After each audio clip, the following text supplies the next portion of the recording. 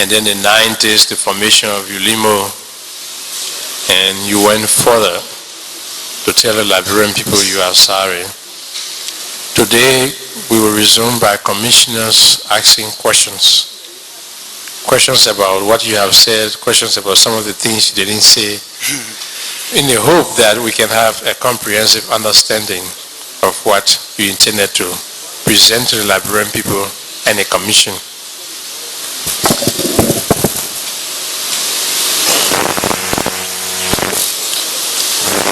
I'm convinced that as we proceed, commissioners will be joining. But before I get to commissioners,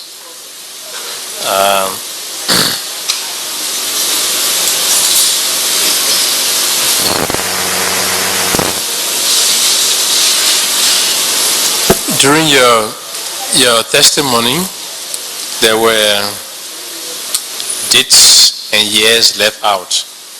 I hope in your responses to the questions, you'll be able to provide as much dates as possible when events happen and all of that. So with that, we'll turn over to Commissioner Coleman, who will commence the questioning. Thank you.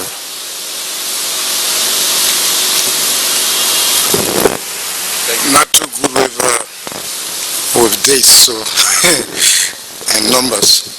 Yeah, but maybe I will try. Yeah, please do. Thank you, and again, welcome, Sir Witness, thank you for giving us this opportunity to share with you, to try to understand what has happened in our past and how we can, testing, go forward for a better future. I have a series of questions, but I will try to spread them out and maybe even come back later after my colleagues have had a chance to speak also.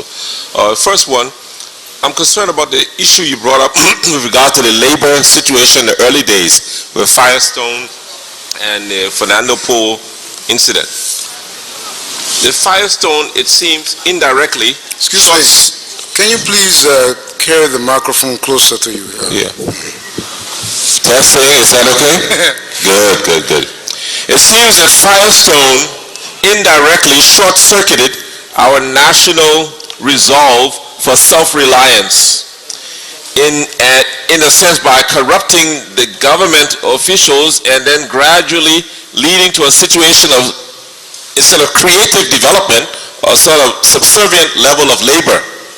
So I'm trying to understand now, because when you made your statement, there was a connection that Firestone was paying a very small amount in a sense for people, but at the same time the issue of the Fernando Po crisis brought up a similar labor issue where people were to be hired and paid for the services that they rendered, etc. So what I'm trying to understand is, how did this Fernando Po crisis become a crime in a sense, in that people were paid for a service, especially when I consider what happened, for example, in countries like Korea and other countries where cheap labor was exported in Korea, particularly to Germany. And the Germans paid that money, and the money was used to help develop Korea today by the leaders in those days. So I'm trying to get your perspective on the difference of our labor situation, how it short-circuited our creative development as compared to it being useful for us. So could you shed light on something of that nature? Thank you. Well, in your own analysis, you can compare Korea with Liberia today and see whether anything benefited us. Firestone did not corrupt the officials. Okay. Because the officials had the official responsibility and personal responsibility not to be corrupt, to serve their country.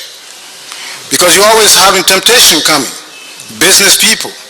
I'm not saying it is the character of business to be corrupt. But the temptations are always coming. It is left with the government official, mindful of their sacred responsibilities and duties, and moral commitment to their citizens, not to accept that temptation. So Firestone didn't corrupt the officials. And mind you, these were very senior officials, starting from the president down to a senator, representing the people, introducing that bill in the legislature concurrently, simultaneously being retained as a lawyer by the company. It was a conflict of interest. glaring display. The question of labor, it was like the tail of the spider. My grandmother explained to me how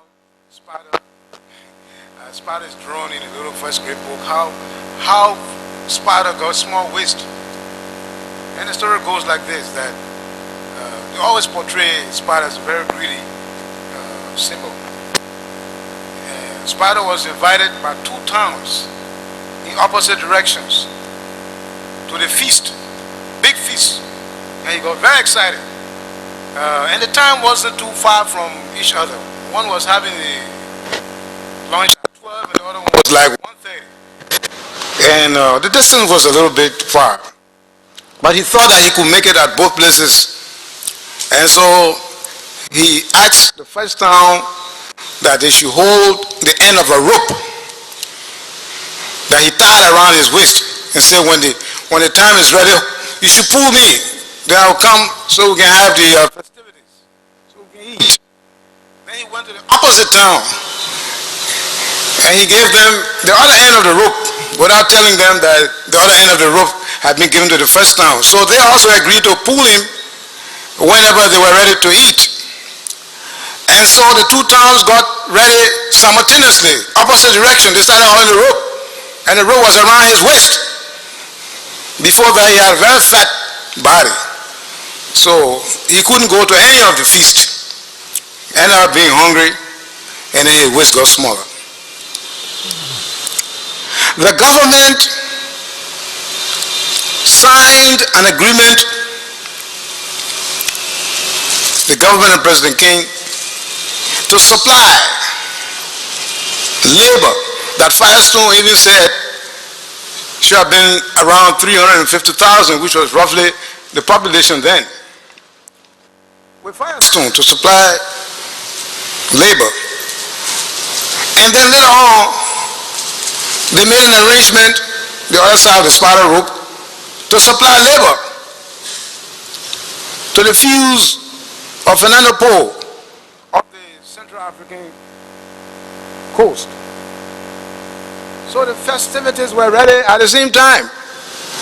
And the government had a rope around itself and gave the 2 ends to 2 groups that needed labor. And mind you, the 3rd group was the regular supply of labor to the commissioner to carry on his work. District commissioner appointed by the president. So by force, people had to go and do plotter work, they call it those days. So you had 3 groups demanding labor. This labor supply that appears that it cannot be depleted. Then the other factor is what kind of compensation was being given.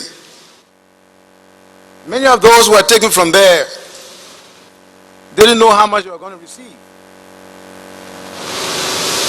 They were given very little, but the commissioner had to make arrangement with the chiefs and give them something very little. So for the whole year, for example, a laborer at Firestone got $1.50 the whole year per head per year. So that was exploitation, obviously. But it was your government that went into that agreement. And they were not going to send anybody else besides people from the interior. The same people that they had not recognized as citizens, whose culture they didn't assume had any value to the emerging democracy. But they were only useful for labor. This is similar to the experience under colonialism. When the French and the British came, they colonized, balkanized the territories. They had 2 different approaches, but with a common end. The British said, look, we're not going to pretend that we want to make you British citizens. No, you are subjects here in Africa. The French said, oh no, you can be a French person, but you know what? You have to be educated. You have to learn French and be an elite. But you know what happened? When the war came, they had to fight. They had to fight the Algerian War. They had to fight all around. The same people that the British said had nothing to do with their leadership, their rule, etc. And this caveat that the French had, that you had to be educated in French culture, etc., before you can be French citizen, the war made them to automatically grab a lot of Africans to carry them. One of them said, I can't speak French. He said, oh, forget about it. We're going to put away that particular requirement. So here was a scenario. These people were not considered as Liberians, even though the government had some sort of control over them in terms of administration and jurisdiction. And so, clearly, this was exploitation. But you would say that this type of exploitation was in harmony, you say, with the chiefs? The chiefs got a certain payment and they sort of mobilized the people? They were conniving. When they come here to defend what is wrong, no matter who is behind it, they were conniving. And the other area was the land. Because Firestone had to take 1 million acres. Of course, they didn't take 1 million acres right away. But what were the arrangements, legal arrangements, to have the people removed from the land? That didn't go down too well. And by the way, this is not an indictment of Firestone. I just use it as a case study to try to show what we were doing as Liberians to ourselves. So basically, yes, there was connivance between some of those people in government. Would you say that there's a big difference between what happened then at the rate of $1 something cents per year when you consider the value of money then, and the current rate that is being paid laborers at Firestone this year? Would there be such a big difference from the exploitation factor? Well, $1.50 for a whole year. I don't know what is being paid now. But even then, those who are living, including the Christie report, the League of Nations Commission that was set up, they consider that as exploitation. Okay, the next one.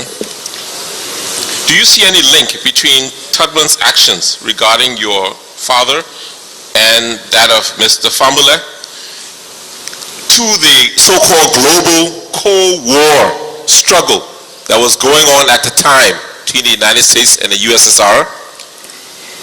I don't know the linkage to the USSR. Well, they were accused of being communists, and there was a global Cold War where the so-called religious democratic world was fighting against the atheistic communist world. So that's what I mean when I say, do you think there may have been a link that Liberia being on the sphere of the so-called American side, the religious democratic side, may have seen such involvement, even indirectly, as a threat to national security? From a if I try to link it that way, it would be a matter of sophism.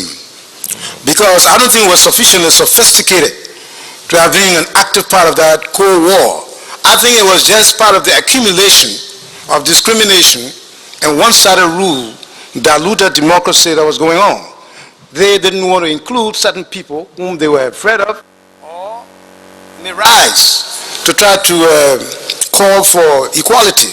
So I think it must be considered within the local milieu and the historical development of the mentality that characterized the people who came.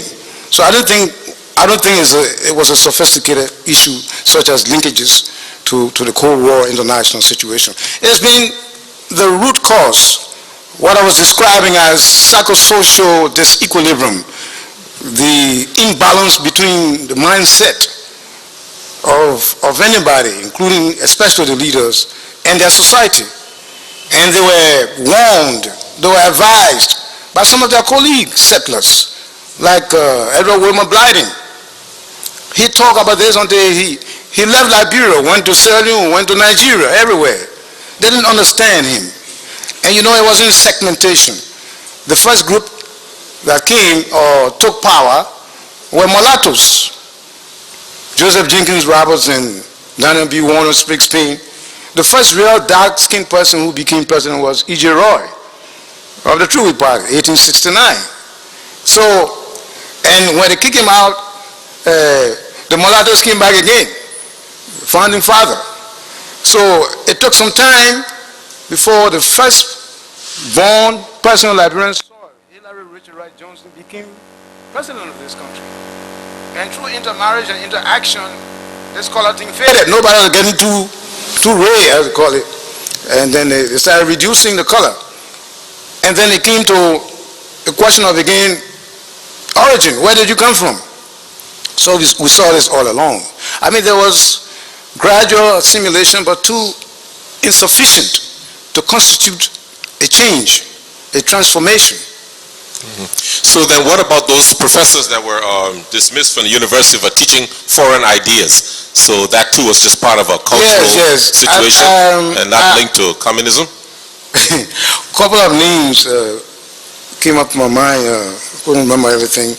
I remember Dr. Tipote.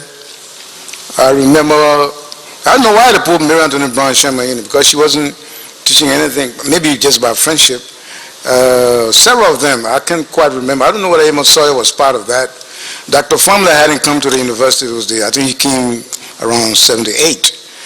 And this issue, I don't think really they were teaching communism, because these were people with PhDs in capitalist economics and different courses. If they came to teach anybody at university, they had to be equal to the students, because they didn't have any superior knowledge in communism and socialism, because they came with their PhDs from the center of capitalism. So I don't think they were qualified to teach anybody any foreign ideology. But I think they were being suspected of wanting to mobilize indigenous people on campus and to oppose the government. So I think the government was going through the medium of school to try to get them out of the university, because that was a fertile mind to try to mobilize students as part of the agitational process. So I don't think it had anything to do with foreign ideology. Okay, thank you. The next one, how about the fact that SUP and this other party rose during the 70s as compared to coming up earlier in our history? What do you think was the factor or the thing that allowed that to happen then as compared to it not happening earlier? You couldn't try nonsense like that during Tottenham time. Okay. SUP. And we were not antagonistic on campus. I was chairman of SUP at some point, and Rochefort Weeks and all the boys were in SDPP. But in the night we used to go and when we get hungry on the dorm, we take a little stove and put some rice inside and put a butter over it. And Rochefort Weeks used to call it ice bath in his mouth, because he didn't want us to eat some of the food, and he would just leave it on the stove and start eating it hot. So we had those kind of very friendly and personal relations. Okay, I think we said people should have copied from us that you don't have to be enemies when you are political rivals.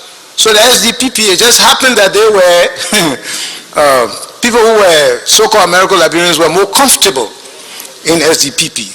Mind you, some of the so-called American Liberians were also in SUP. As a matter of fact, James Cooper was the president of the student council on the SUP ticket when my brother Lasana was vice president.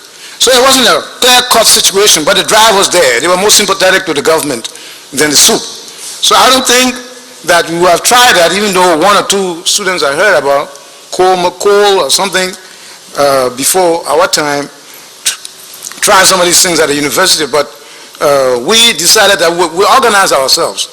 We're not too sure, by the way, quite frankly, that something wouldn't have happened from the Tolbert government.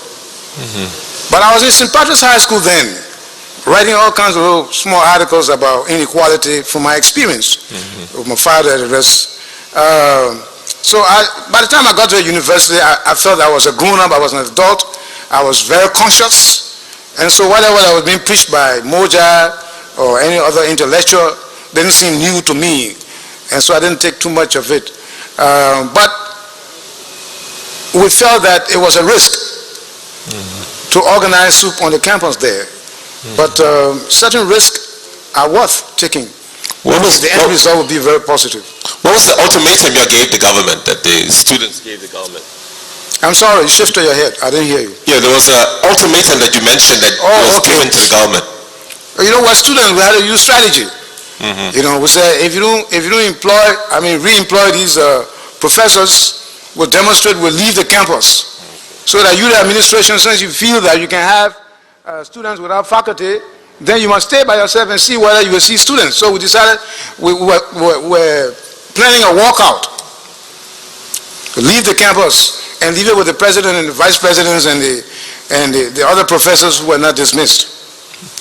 In your opinion, at that time, why do you think the late President Doe decided to run for political office after having promised that he would leave the government and let the new elected government take over? Why do you think he made that shift of thinking? Oh, you've jumped 10 years, right? Yes, I'm going back to 85, that period there. Yeah, try to alert me now so I can follow you. Sorry, okay. So, I'm just trying to pick some random questions based on the discussion yesterday. Go ahead. So, well, I don't know, quite frankly, but from what I heard, there was a big debate going on. You know, I think Nancy Doe, First Lady Nancy Doe, and some family members were trying to encourage him not to run. You know, it's always the family that can look at these things straight.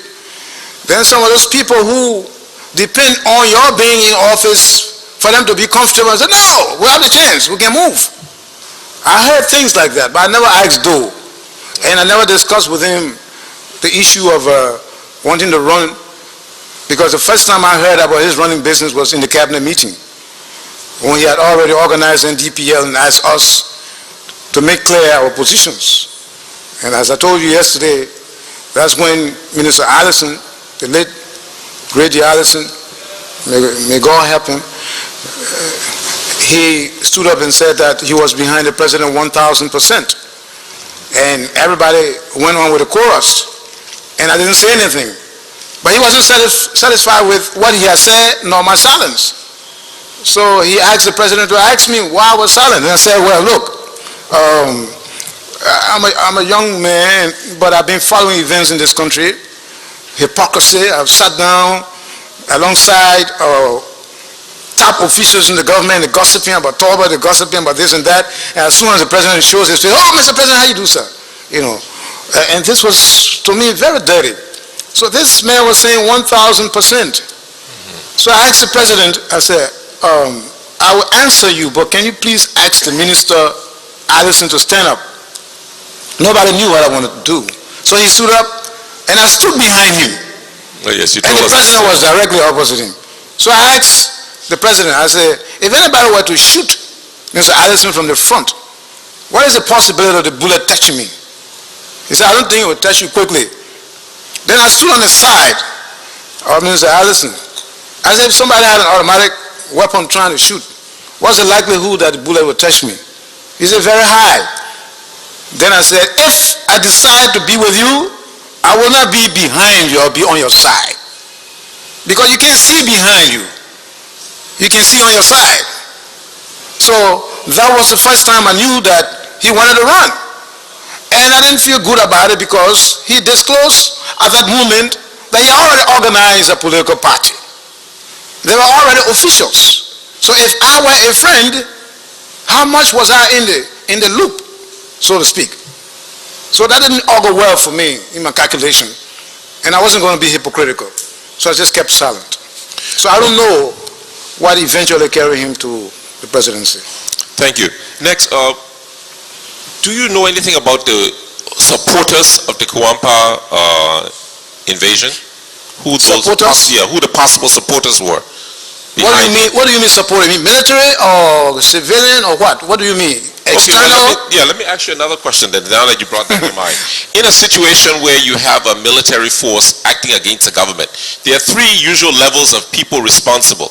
Number one, those who visionize the formation of the fighting group and give their financial support to it. Number two, the high command of the actual military wing that carries out that work. And number three, the foot soldiers that do the day-to-day community killing. In your opinion, of those three groups, how would you distribute responsibility and accountability for the damages done? Would you distribute it evenly amongst them, or would you give greater weight to one than the other? I'll tell you something about this responsibility business. It's a very tricky area. When you talk about responsibility, you're being subjective. Because you don't know what quantity of the damage you can attribute to anyone. Secondly, who quantifies this as damage? Coming from which side? And so there are hidden hands. You said 3 groups. There could be 10, 15, 20 groups. Many of them could be the secret dimensions of what's happening. And most of the information we got was after the incident took place. You heard Dr. Famler giving you details of some of the organizers. So I think suffice to say that I don't know anybody else in terms of the organizers, etc., because I don't believe in rumors and hearsay. I like to prove things. I like to deal with evidence. Of course, you can intellectually analyze and speculate things. But when it comes to damages and apportioning damages to this person, that group, I think it's very subjective and risky. So I don't know. And accordingly, I don't know the foot soldiers. I mean, we saw some people, they arrested some people. I guess those were the foot soldiers. I don't know which ones escaped. So it's to me, you know, I wouldn't be truthful. No, I'm not asking you to be truthful, be focused on. I'm just putting a scenario in front of you. Given a situation where A attacks B and A and B go to war. On A side, there are people who decide to organize their army and finance it. They are the high command, and they are the people who implemented the job. And on B side, the same thing. At the end of the battle, if one was to come in and say, let's assess the situation and put accountability, how would you, in your opinion now, see the way to distribute that responsibility? It depends on what happened and who did what. You can't look at it global and say, oh, because somebody planned this thing, it means that he's responsible, or because you didn't see him in the front, he's not responsible. Okay? In the distribution of responsibility, you have to look at who did what specifically. Because some group or an individual can move in somewhere in a violent way. Not all violence is illegal. And, for example, the police, the military, if they're acting based on instructions and they're acting within the pale of the law, and violence is necessary or required to subdue, for example, a criminal, and in self-defense somebody shoots somebody, things like that, or in war people exchange bullets, people who have arms exchanging bullets towards each other. Of course, an act of violence, but I mean, it's an incident. The other thing here is that when, for example, coup, that's the interesting thing about coup d'etats. When it fails, it becomes criminal. They arrest you. You commit treason. But when it succeeds, people run to you for positions, including those who should have been arresting you. Okay, so it's a historical and intellectual exercise. Okay, does the group that overthrew the government become legitimate? It depends on whether the international community will accept you.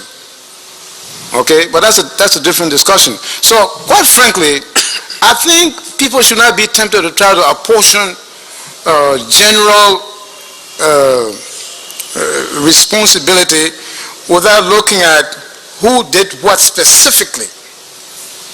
If Kuongba came in and he didn't kill anybody in his violence, or we don't have any proof, and he came in a way that it was purely military or mostly military, to engage a military opponent,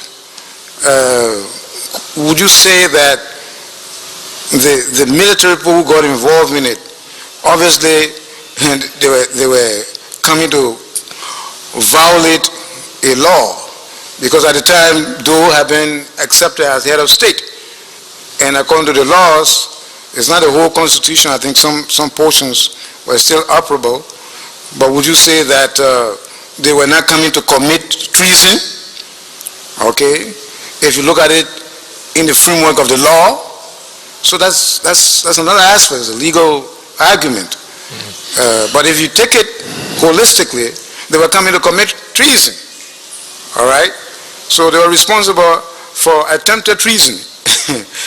But if you look at it from the humanity point of view, with respect to whether the reaction to that was necessary and what was the nature of the reaction, then you have to look at its specificity to determine that. And that's a very serious responsibility, and that's one of the reasons why I think this TRC, we should look for more money to give to you so you can continue a little bit more. The time too short for the volume of work you got to carry on, and for the requirement, the responsibility you have to posterity. You know, it's even bigger than the whole United Nations, the Liberian problem here. And only 8 of you got it on your head. Thank you. Again, I noticed later on you told us that you were somehow involved in the struggle in Sierra Leone through one particular group that you named, I think MR or something. So could you tell us how come you got involved in a battle in Sierra Leone at that time in your life? But that's the whole business of the war, of ULIMO. That's the whole business right there. So I will summarize it. Yeah, that was... First of all, there was no MRM in Sierra Leone. And MRM was never a fighting group. It was a group, an advocacy group trying to find out why and try to stop through statements and lobbying with governments the targeting of Muslims.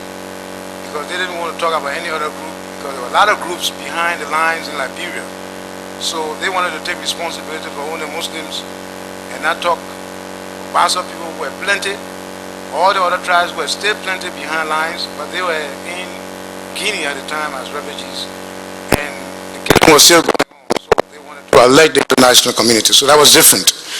Now, as I've told you, we were hoping that ECOMOG would have quickly taken care of the situation here in Liberia, because we didn't think from the beginning that NPFL was so strong that a great Nigeria with money and military largesse, along with Guinea, who had a reputation of having trained people, well-trained people, then coming in with Ghana, very disciplined people, soldiers, and then the other countries with Sierra Leone and Gambia, all of them involved in there, with airplanes, Howitzer 107, all kinds of long-range artillery pieces. We didn't really believe that they couldn't quickly subdue Charles Taylor, you know. And the war went on in 1990, 1991, 2 years, and more people trapped behind, they would slip through, and they come, and people had to gather around them to cry, and they would tell you the stories, especially from the targeted groups.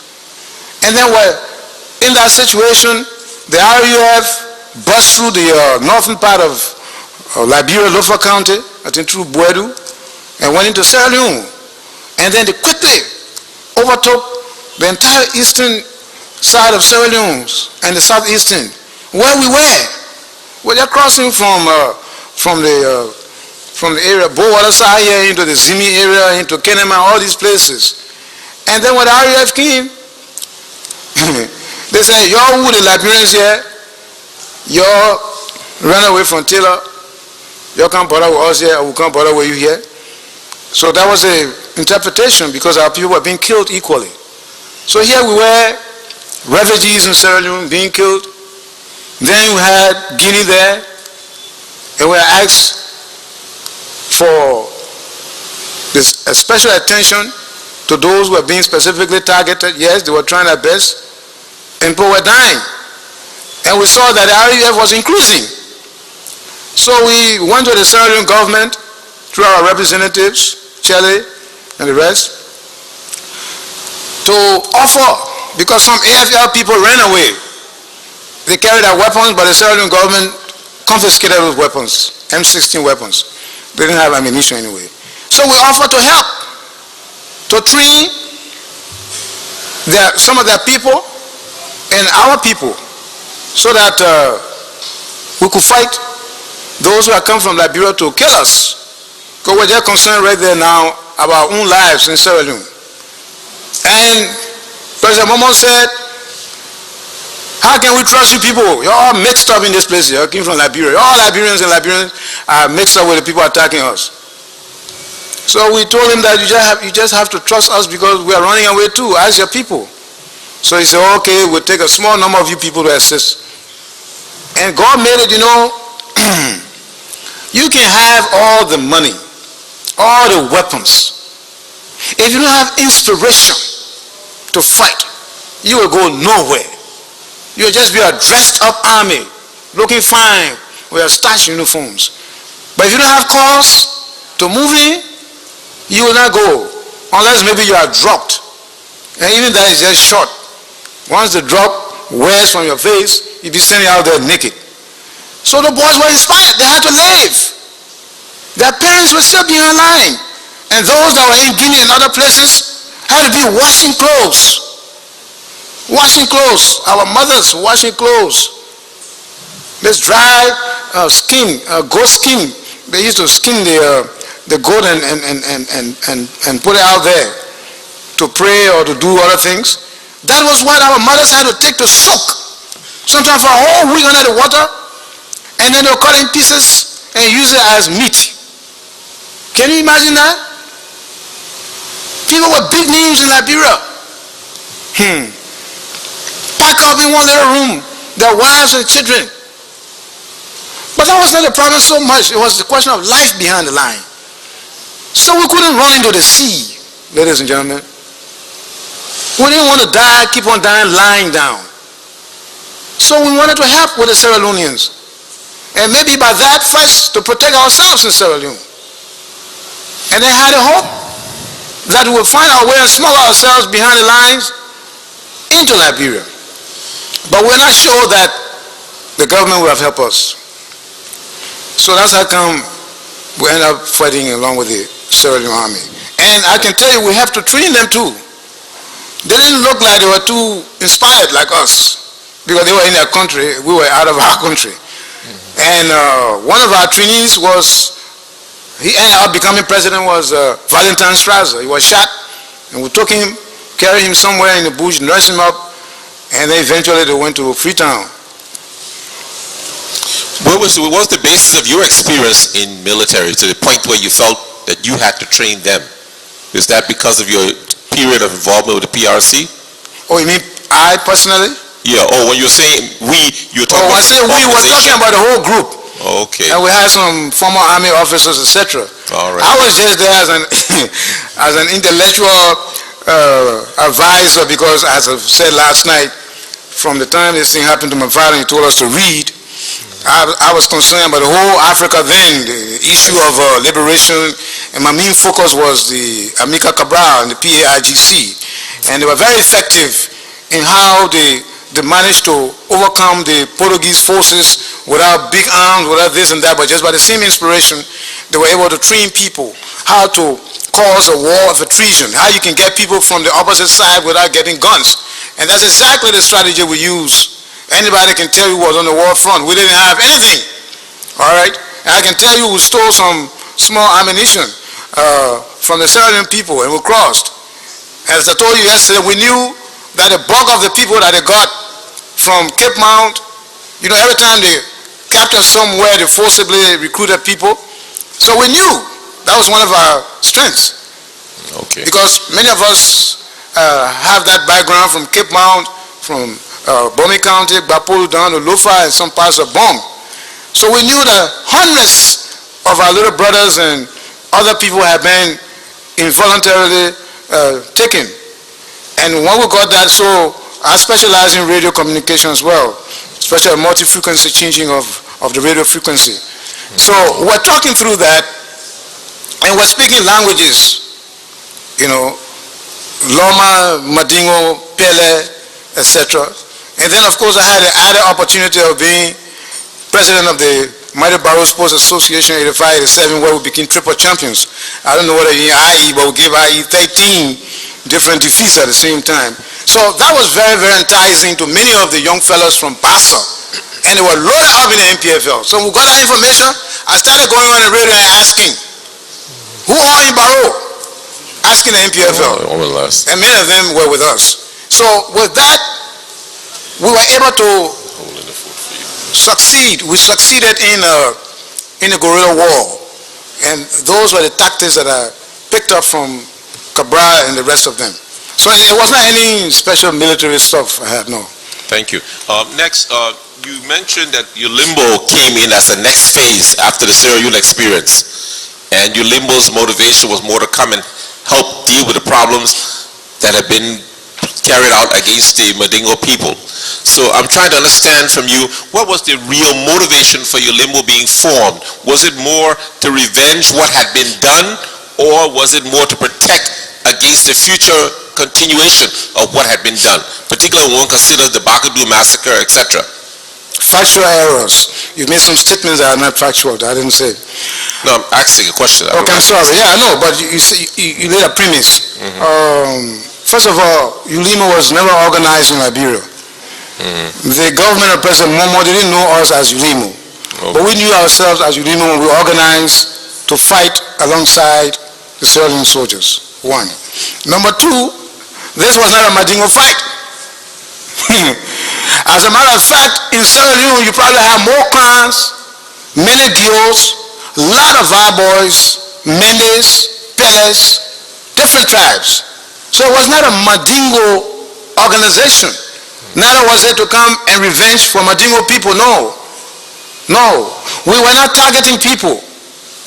When I saw Charles Bromsky in Conakry, and he introduced himself as one of the hierarchies of the MPFL, and he had this document in his hand, lobbying for sanctions not to be imposed on the MPFL, and I asked him, what are you saying about those people behind the line who are suffering there, who are being killed? What kind of lobbying are you carrying on? You've come here to stop people from imposing sanctions on Taylor. Don't you know that's one of the best ways? Instead of fighting him, or the ECOMOG is there, yes, but an added sanction of economic sanctions and other things, wouldn't those steps make it faster and quicker for him to give up?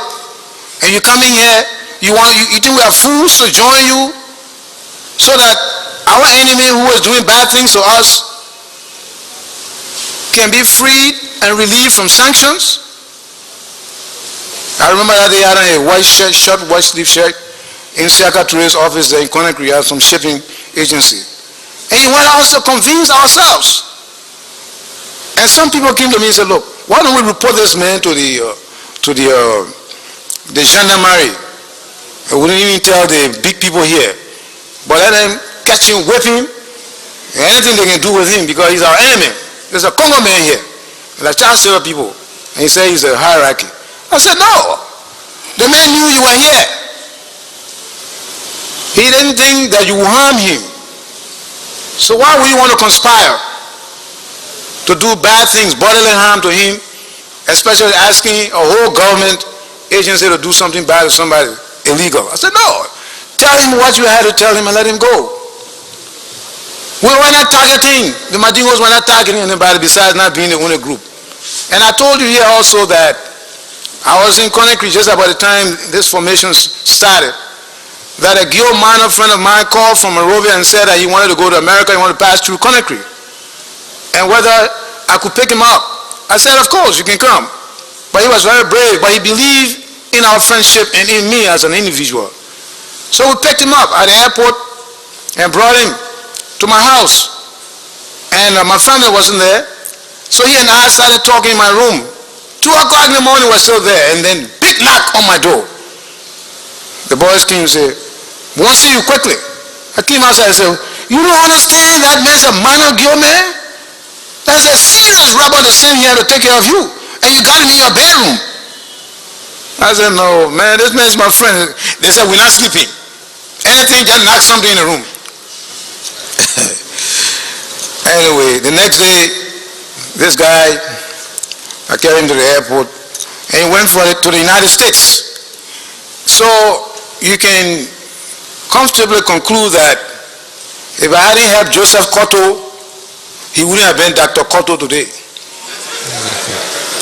Okay, so I guess from this statement you're trying to say that ULIMO's goal was not ethnic in any way, it was more just to protect the country against the military might of the MPFL at that time? Exactly.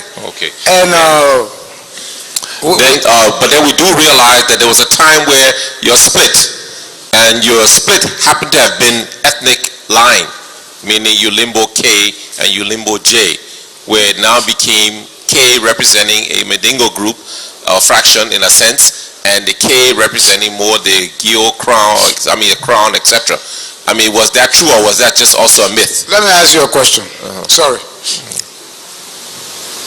And this has no subjective factor. What are you?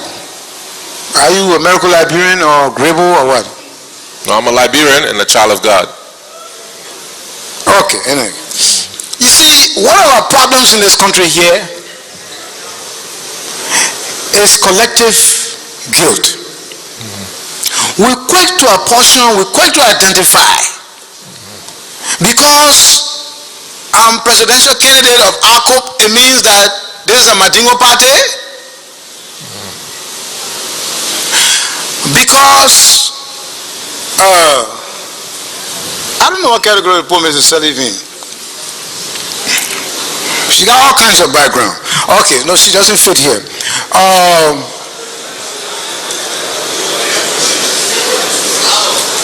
What other people? Vani Sharma.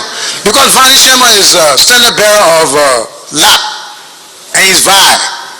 So LAP is a VI party.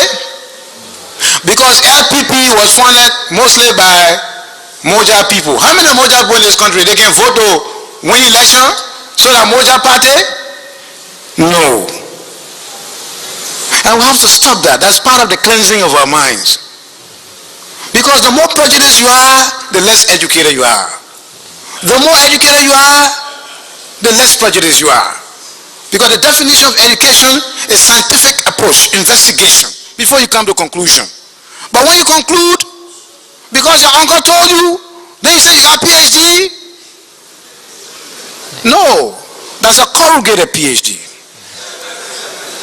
This is the problem here. Because I was a Haji Kromah, I'm a Muslim, so the ULIMO that I was heading should be Mandingo. Was Joe Harris Mandingo? Isaac Kwawa Mandingo? John Colley Mandingo? These were not only non-Mandingos, but they were Christians there. And a whole bunch of people were with us in ULIMO. So when they actually split, it's a group that left the original one, and so we got a name to distinguish them, because we all were claiming to be ULIMO, so they added little letters. In fact, sometimes people thought ULIMO K was ULIMO Crown. They said, no, like ULIMO Kromah. Okay? So no, we didn't divide along those lines. And I tell you, that happened almost late, when most of the places had been liberated from MPFL. What time was that, please? I think it was 94, close was 94 ending, I think so. That can be confirmed. Okay, thank you. I'm just asking points. No, I mean, it's good, so it's good. That you can please, you know, I won't say everything unless you ask me. Then next, to be more specific now, ULIMO K or ULIMO per se was involved in several military incidents in this country. Particularly, I would like to look at one incident that happened in Lofa. Okay, in Lofa, there was an incident that is called the Black Monday affair. Black Monday? Yeah, I mean, this is a cliche that people may have in the community gave that particular incident, because it would happen on a Monday, and obviously a lot of painful things happened. During that incident, over 1,000 people were slaughtered. Wow. And some say it was what they call the cleansing process, separating sheep from goats, in the sense that Mandingo or Muslim type people were not targeted, they were sort of given grace, but most of the killing was done to the Loma and the Crown people at that time. So I want you to please shed light on what you may have known, because there's rumors or statements that you were personally informed about that particular situation, where the soldiers were gathering people in the town, calling them together for a meeting, putting them in trucks or vehicles, and sending them to the Zilaba River Bridge, where they killed them and executed them. So would you like to shed light on that and your involvement in that particular incident, or your knowledge of it, and what was done to prevent it? Commissioner Coleman? I'm calling you. Yes, I'm listening. If you have not heard any lie in your life, consider this as one of the biggest lies. To the point that I was sitting here, I've never heard this story before. I've heard of other lies, but this is the biggest one I've heard. 1,000 people who are in Lofa. Who are in Lofa? 6 tribes, 8 tribes at that time. You take Bapolo, or 8 tribes. The Mandingos, the Lomas, the Peles, the Bandis, the Kissis, the Menes, and the Golas at the time. Who is Alhaji Kromah? Who is Alhaji Kromah? Of course, in Africa, you are what your father is by tribe. But let's break it down a little bit. My father's mother was Loma woman. My mother's mother was Loma woman. My mother's grandparents, maternal grandparents, were Kopo and Kobe. And that's how come I speak Loma. I can give you parables in Loma that the Loma man wouldn't understand. We did not go for the group that was killing us to Arlington, where Charles Taylor was from. We didn't go there to kill 1,000 people. We had to go to our own homes to go kill our own people. What sense does it make 1,000 people? How many people were in Lofa at the time? That you're going to collect 1,000 to kill and somebody will still be there. Now, let me read you something. Please, let's not focus on the number per se. The number may be a little bit overstated, I'm but just telling you, the incident. Yes, but you mention it. And those who hear it, they are alarmed by the number, so we have to deal with the number. Okay. There was no such incident. The incident itself you deny ever happened? Completely. Okay. Now let me read something to you very briefly. Please indulge. And I'll give you a copy later. Statement to His Excellency Major Charles Ganye Taylor, Chairman and President of the NPFA government, by the citizens and residents of Lofa County, March 5th, 1991, in the city of Vonjama, Lofa County, Republic of Liberia. Statement. For some 3.5 decades, the African continent has continued to experience changes of government from country to country. Patriots emerge and express various justifications for overthrowing existing leaders, but while in power, many of which patriots only tend to lend a deceiving hand to their people. The people of Lofa County have grasped the feeling that the revolution in Liberia today is unlike many of the revolutions referred to. We recall that since December 24, 1990, this popular uprising, now referred to as the People's Uprising to unseat despotic, satanic, and ungodly Samuel Doe, include the following. 1. A. The rigging of the general elections of 1985.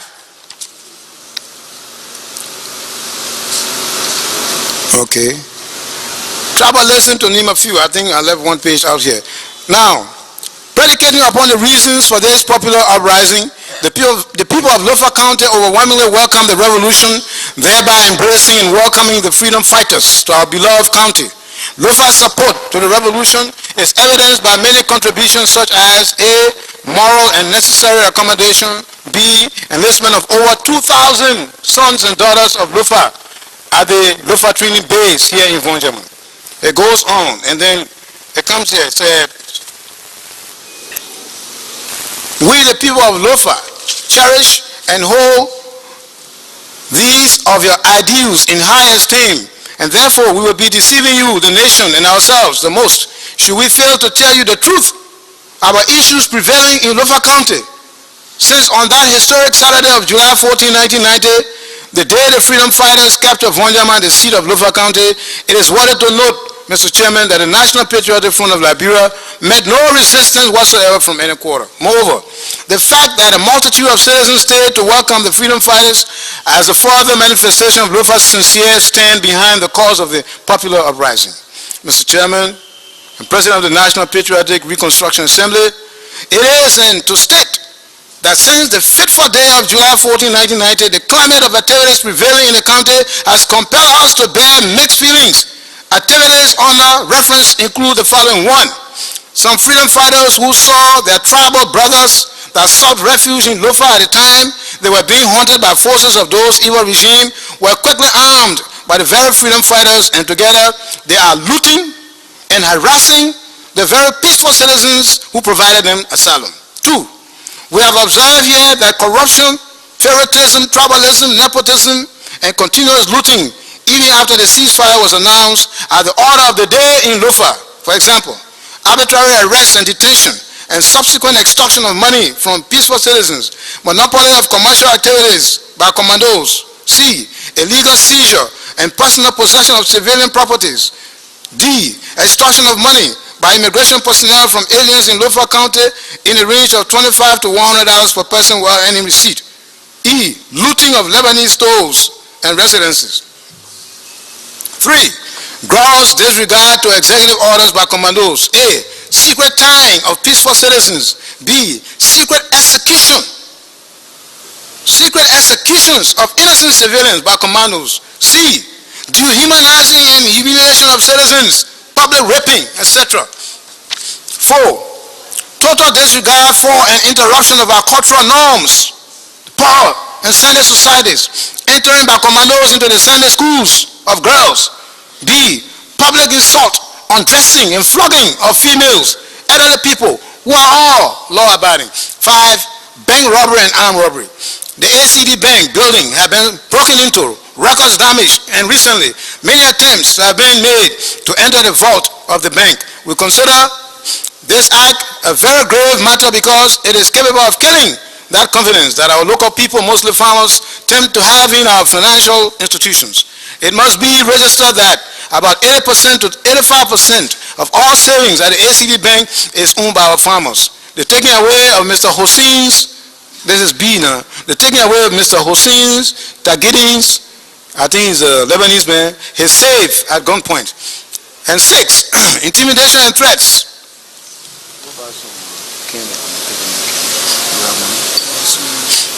Trying to send for some peppermint candy from last night. Intimidation and threats. A, commandos have further said that Lofa citizens and their properties, including their lives, are for President Charles Gange Taylor. And any serious report against them will cause the life of lives of the reporters, those who report them, and there will be no redress. B, commandos have said that the Lofa citizens are stupid and they are war captives. C, despite the fact that the commandos are fed by our people, yet they are in constant habit of forcibly taking rights from our people. Such commandos justify their action by claiming that as commandos they must be fed by the citizens. To our utmost dismay, many do sell such collection or give steam to their associates. We the citizenry then wonder what has happened to the harvest of our farms referred to as deserted farms. This act is unbearable as it makes victims unable to even feed themselves and their families. 7, damage to development institutions. A breaking and taking away of Vonjama Multilateral High School. The Tegel Academy, Vonjama public school books, equipment, dormitory facilities, and destruction of records and equipment. B, taking away of project items such as building materials, generators, and other items from PLAN, Plan International Vonjama Field Office. C, breaking into homes of missionaries, and taking away their properties. D, the looting of LPMC, LCADP, Foya oil mills, and warehouse of farmers' cooperative societies. Damage to mosque in the county. 8, 9, looting of personal and public properties, vehicles from individuals and hospitals, household materials. And 10, civilian administration. We regret to inform you that even after the institution of civilian administration, the commandos still obstruct the smooth cooperation of the civilian administrators. On and on and on. And they respectfully submitted statement committee of Lofa County. 1, Honorable Tamba Taylor, Chairman. 2, Honorable Augustine J. Zeze, who later on became member of the MPFL, co-chairman. Number 3, Honorable Joseph K. Kaba. Number 4, James K. Molu. Number 5, James C. Momba. Number 6, Cecilia Kwemolu.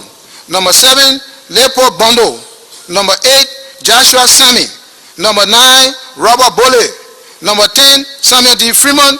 Number 11, Mr. Mohammed Bari, Fula Governor. Number 11. What year was that, please?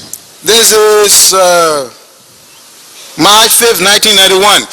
And one of those, the secretary of this committee, who happened to eventually become a member of my party, ARCOP, and I show him this name, he said, yes. But we had his statement, and when Taylor came, we wanted to submit it to him, and he got a hint of it.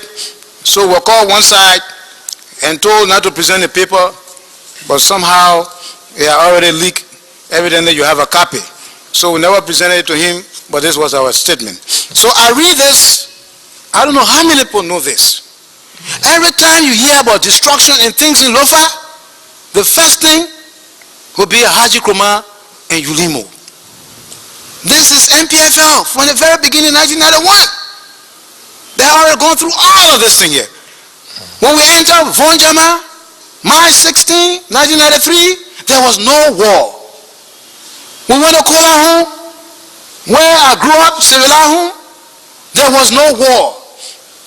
We went to Foya, there was no war. As a matter of fact, we heard later on, sometime, that one General Fire, I don't know whether he's still living or not, that he was MPFL, but he joined RUF. They had moved to a place way up in Foya called Vietnam. And nearby, they took Chief Taylor. You know, he had several wives. He was a very, very great chief, close to 20, 30, 40 wives and more than 100 children. So they had kidnapped him. I sent about it here, Vietnam. And so a message was sent to me. I was in Bombay Hills at the time, whom they would dispatch. One of the generals, I think he was Colonel at the time, yeah, Colonel Ase Kwawa, I think he's at Defense Ministry now, a career soldier. I said, go to your home along with the late Philip Kamara with some fighters. That chief is a legend. And you don't want to go in there because of the chief, but that man is on a destructive spree because being a member of both MPF and RUF, you can imagine what's going to happen. And he carried into Vietnam. I said, how did we get in Vietnam in Liberia? Those who went there with very few men, tactically, they arrived in the night and they were able to rescue Chief Tamatilo. Any of his children will tell you that we brought him out. So the question of fighting in Lofa, we have very few battles. The only battles, very good, your question is good. So that was my next question. Please tell me, what do you acknowledge ULIMO having done in Lofa regarding massacres? Well, we didn't massacre anybody. So I can tell you that. I took an oath on the Quran. And the Quran means a whole lot of stuff to me. And it can do a whole lot of stuff to you who believe it, and then you lie. People know that. And it can deal with you in stages. Sometimes you talk, you can't even hear your own voice. Anyway, let's leave that yet. The battle, you know, propaganda was one of the mainstay of the war. And I can tell you that Robin White, he was a great admirer of Charles Taylor. That focus on Africa was 40% of the military largesse. You understand? Because I can remember one time, at the very beginning of the war, you know, I'm a journalist. You have finished? Yeah, sorry, just... I said, John, stop, I'm not getting a man. Okay. I was listening. I was Director General LBS, journalist, etc. Robin White asking Charles Taylor on the radio. We understand the AFL troops are coming for Yekepa. Evidently, Taylor didn't know this. And they'll be taking the train from Buchanan to come. Are you going to allow this? Taylor said, hell no, we're not going to allow it. What is that? Where did you get the information from? All right. So what happened with this Lofa situation? Let me just give you the full dose. Please. Very quickly. And there are some people here today that will tell you, some top officials. When we took over Vonjama, Kola, and the rest of it, then it became a political issue. After the Cotonou, and shortly before that, I think, some Lofa officials went to Charles Taylor, according to Charles Taylor's explanation to me later on in Monrovia here. You got Kromah sitting down here in Vonjama, and we're about to go to elections after this Cotonou Accord. He is going to convince all those people to vote for him. We've been with you this whole war here, and that's our county. Some of us want to be senators. What is it going to happen if Kromah remains there? Election time comes. So we want for MPFL to help us go and clear Kromah out of Lofa. Taylor told me that, I'm not going to call any people's name because they're not here, that he told them that they should collect all their Lofa fighters in MPFL. But he's not going to allow any of his regular fighters to go. Number one. Number two, he doesn't have arms. He can only afford a few. Then he said, they told him that we have most of our former soldiers of the AFL in Fasangoni. That was a refugee area with some medical people in Guinea. We can go for them. And they will fight. And I believe the story. Why? Because our first and fresh attack, we didn't see the regular MPFL people. And they're attacking from two areas. From the Guinea side, from the direction of Fasangoni, and from Zozo side. From Bon County side, where the MPFL was. And I felt very bad. Because these are some of the Loma people that had run away from the war, and they were sitting down in refugee camps. They had never fought regular war. You go and collect them to bring them to fight. And in the attack, a number of them were killed. When I went to the States, 99, 98, that's when I lost some of the ID cards. I had kept about 5 ID cards of these former AFL soldiers, Loma people. They were brought into their death for nothing. There are young boys who have been fighting in some instances, and then they had AK weapons.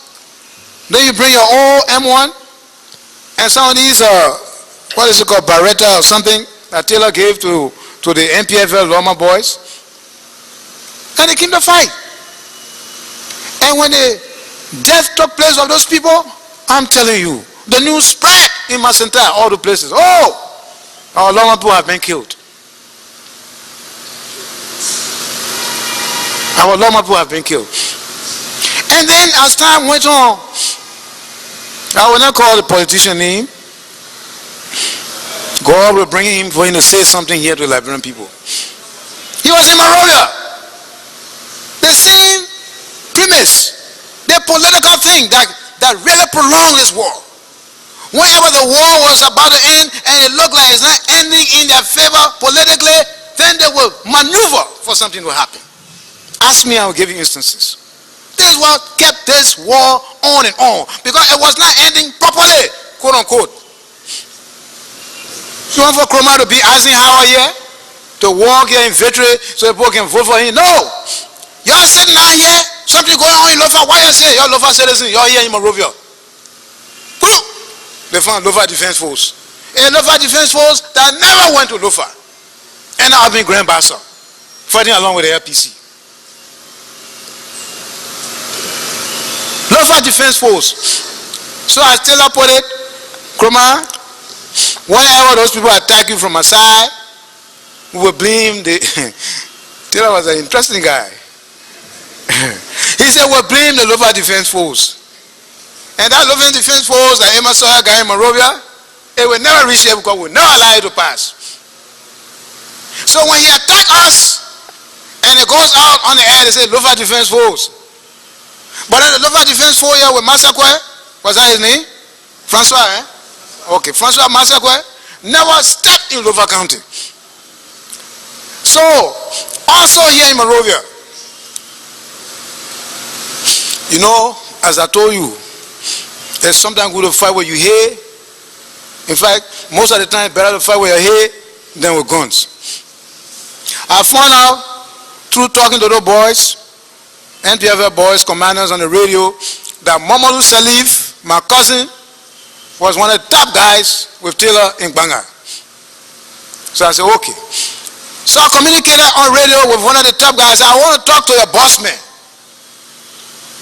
Because I established some trust now, mutual trust. He said, which boss man? I said, I want to talk with Charles Taylor. And I said, what? How will go tell the man you want to talk with him? That means he will discover that we've been talking with you. I said, no. Because at some point, as part of my war strategy, I asked them, one of the commanders, in fact, it was the first commander I communicated with. I said, I want to ask you, how many of your soldiers right now, right next to you, come from Artington? So he said, give me a chance. Few minutes came by, he said, nobody here from Artington. I said, where is Charles Taylor from? He said, Artington. I said, so who the fool? Let me ask you another question. You have one guy that called Mole Sayon. He said, yeah, Mole Sayon is here. I said, that's my brother, because in our African tradition, we don't have cousins. Let me see one Liberian language person and say, you have a word for cousin. In our African tradition, Liberian tradition, we don't have uncles on your pa side, and we don't have auntie on your ma side. Your father's brothers are your fathers.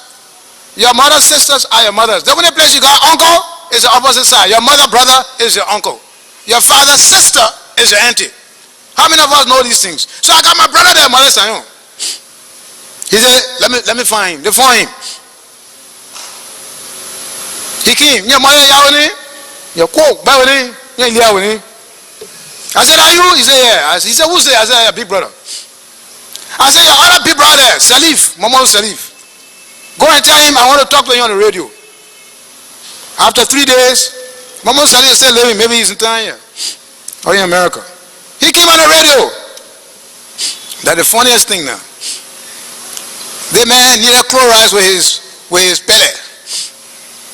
And then he can stutter. So I will communicate on the radio now. He can understand pellet very well, and he's stuttering. So anyway, I told him, I said, look, we have to stop this war. What are you doing with Taylor? And you're shooting. You're shooting your own people, Mamalu. You hear what I explained that to your own in Belema? And he said, damn it. And he said, give me a couple of days. I gave him a frequency. He came back, he said, give me the hour. I will contact you later. He gave me an hour. That hour reached, and Taylor came on. And you know, Taylor was very personable. You will find out how to call your name, how your brother will call your name, how your sister will call you. And he said, Laji, that's how my family call me. Hey, you boy, you made my day. Now your voice is? I said, is that who? He said, that's Charlie Ball, Laji. I said, where you know me from to be calling me by that name? I said, you got my brother there doing bad things to us. So in short, we started communicating. Then Kromah picked it up. They didn't know my intent. I was fighting war. And because people in Monrovia here politically, they felt that I was closer to Abacha, and they didn't like that. They made General Nyenga to contact Abacha and say, hey, we are finished. Taylor and Kromah conniving, they're coming to pick up Monrovia. What? No way for the man to contact me. So Abacha was convinced that I was conniving with Taylor. But the interesting thing was that Nyenga used to call me, Vanjama, and General, everything, this and that. No problem. Excuse me, I'm sorry. Yeah, I was just concerned because, you know, this question and answer period, there are so many commissioners that need answer to. I know, but you asked me another question and you encouraged me. Be, you know, so I was shutting it. All right? So they can ask me too. But if I answer what they had in mind to ask, I don't think it would be necessary to ask the same question. All right. So, from that strategy, we contacted the commanders in Gbanga and told them that we wanted to come because we knew that Taylor wouldn't leave. We wanted to come and take over Gbanga. That was the ultimate military plan. For 1 month, we're talking with them, and we're talking with Taylor on the other side. So when we got ready, most of the commanders were positioned in Gbanga, the MPFL commanders.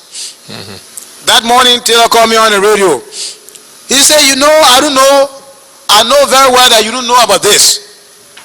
But I just want to let you know that your boys have crossed what a bridge between Bong and Lofa. That's simple. To Belefine. Simple River. He said that right to Trouble Farm there.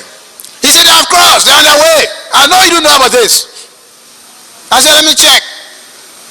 My whole military checking took only 3 minutes. I came and I said, well, I understand that you attack our forces. He said, no. That is Lofa defense boys. But you leave it with me. I will catch them. I will shave them. I said, no. I don't think you can do it because they were with you. We ourselves are going to push them. In a matter of 2 hours, we're in Gbanga. No fighting Gbanga. I've forgotten the name of that artillery commander. He was the one on the artillery, attached it to a pickup and brought it to Famuyan Sharif. That's how Gbanga fell. Why am I mentioning Gbanga? Because of this conspiracy theory that had gone to Abuja. That's why I'm mentioning it here. But a lot of things happen that militarily that I don't have to discuss. But in that fight, we saw the ultimate victory of fighting war by propaganda. Then the burden was on Monrovia now. I understand Abacha called and said, Gbanga has fallen, but who is there? I can tell you, Ekomok could not tell Abacha that we were in Gbanga. Instead, the LPC and the Lofa Defense Force that never went to Lofa, they were way in, I think, Basa District number 5. Those people walked day and night, came through Kokoya District in Bon County, and entered Gbanga. Shocking to us, because as far as we are concerned, Taylor had fled straight to Burkina Faso. He didn't even stop in the Ivory Coast, because he called the BBC. He called my name, and yet Ekoma refused to acknowledge that. And somebody asked me the other day, and he asked me today, but give him honor people. The road was clear. Sam Doki called me, Kromah, you going to Nima? I said, look for what? If you can show me the way to Burkina Faso, maybe I can go, because I'm looking for Taylor. We'll stop right in Palala. I saw something on the internet, some political stunt. One guy's already be confessing, and plenty are here on the internet. Oh, when ULIMO entered Nimba, they took my father, and the Alhaji Kromah ordered his execution. ULIMO ever enter, ever cross Palala to even reach Tokpe, to the St. John River? Never. Never. And then everybody come forward to them and say ULIMO ever entered Nimba County. We're not looking for tribes, because we are all the tribes. Statement put out by the Nimba Association. I have a copy here. It said ULIMO was filled up with girls and manners, just like MPFL. So the RPC came to Gbanga, and we started fighting until MPFL reorganized, remobilized, and came and cleared us out of the place. That's how come you managed to have Charles Taylor here again. Because he was finished that day. So to the best of my knowledge, we never had a shooting spree or putting innocent people together. Omer Quigley, Johnny Quigley, the Lama, Omer in in Vonjama. He was chairman of the commission we set up to bring back refugees from Guinea. Ome Kwegli, his nephew, Ome Dele Salmon, had a party for me when I went to Aloma Man in Washington. Then you had William Beza, Aloma Man. He was my classmate at the University of Liberia. He became the mayor. We appointed him mayor of Vonjama City. When we disarmed, we all came here to Monrovia. And I sent him to Education Ministry as assistant minister. I didn't even know that the position that G.V. Fromoyan, what Fromoyan first name? Election Commission. James? He came to me, he said, my man, you put somebody in my position. I said, but you're all from Lofa. Let's stay so we're not announcing the man name. That's how you kill people? No. Thank you. So, in summary, since you are still under oath, am I to understand that you're saying that of all the lists of various massacres that the TRC has on its record now for Lofa, bombing, Kip Mount, Bapalu, involving over hundreds and thousands of people, that ULIMO is free of any involvement in these and it was all done by MPFL? What I want to tell you is that we did not carry out any massacre. What is a massacre? It has to start with the legal unit, the person, the illegal killing of the individual, which is murder. And if there are many murders, then a massacre. We did not murder anybody. As far as I know, murder, illegal killing. You understand? As far as I know, we did not carry on massacres in any part of this country. Because why do we want to carry on massacre? Thank you. And Commissioner Coleman, you have not confronted me with any of these things that you're talking about, thousands. I mean, they just make my ears to rise. That will come later, sir. Yes. But I mean, we just want to get you but on it's so strange to me because it's the first time I'm hearing all this time we've been in Monrovia about the ULIMO massacring thousands of people. Thank you. Well, by the way, just out of curiosity, do you acknowledge that there was a massacre in Bakadu where over 200-300 Mandingos people were killed in the mosque? Do you know about that? The other thing is, I did not tell you that if massacre was not carried out by ULIMO, it was carried out by MPFL. That was the last part of your question. I do not say that. In Bakadu, I wasn't there. We got reports, and you have the same reports, that people were killed, about 200-300 people, by MPFL soldiers. This report, all of us got, and I wasn't there. Did you get any reports about things like the Jalama River massacre, 1992, 3 or 4, or this so-called Black Monday? You didn't get any reports on that even? Thank you. No, excuse me. I didn't get the carry up the microphone to your mouth. I didn't understand. Just since you did say you got reports, I was just wondering whether you got any reports of other massacres that were taking place. For example, there was one near what is called the Jalama. I may be mispronouncing the word, but some Zeliba River massacre, where innocent Lesbians were seeking refugees in Guinea, and as they were going, the forces there, which were what considered... time was this? Can you put some year to it? Makuna? Oh, okay. Sorry. There was a situation where there was a river between near Liberia and the Guinea border, and we have records that several Liberians were innocently killed. They were refugees that were stopped even from crossing. The UNHCR had to intervene and seek requests from the head of the rebel group to please allow these people to go for refuge. What year was that? Well, the exact year, I'm not sure right now. I could give it to you later, but it was around 1993, something around there, 3, 4. Well, it's very important for the years because different groups were in Lofa at different times. So you have to check that. And when you say record, Yes, today I didn't want to get more specific, but I will provide a total list of all the massacres that were occurred to ULIMO with the details of soldiers that were involved, the people that were killed, everything will be provided for you later. Thank you. And when you say record, I have to look at it from a legal point of view, because accusations and what people say are just records of what they say. Because when you say record, it looks like independent. The truth of it has been established. So I don't know what is record. Well, since you said you didn't do any, that means no problem for you right now. But this is Liberia. I want to know. I'm curious about people who said things and accuse us. So I can't just leave it like that. I have to know who is accusing us. Who is it? Because the way you talk, it seems as if though you have accepted it as the truth. When you say we have record, it implies that you have evidence. And what is evidence? Because you're still investigating.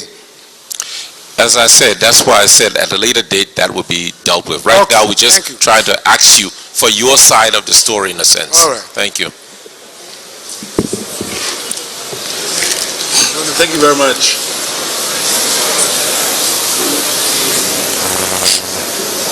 Thank you very much, Mr. Kromah.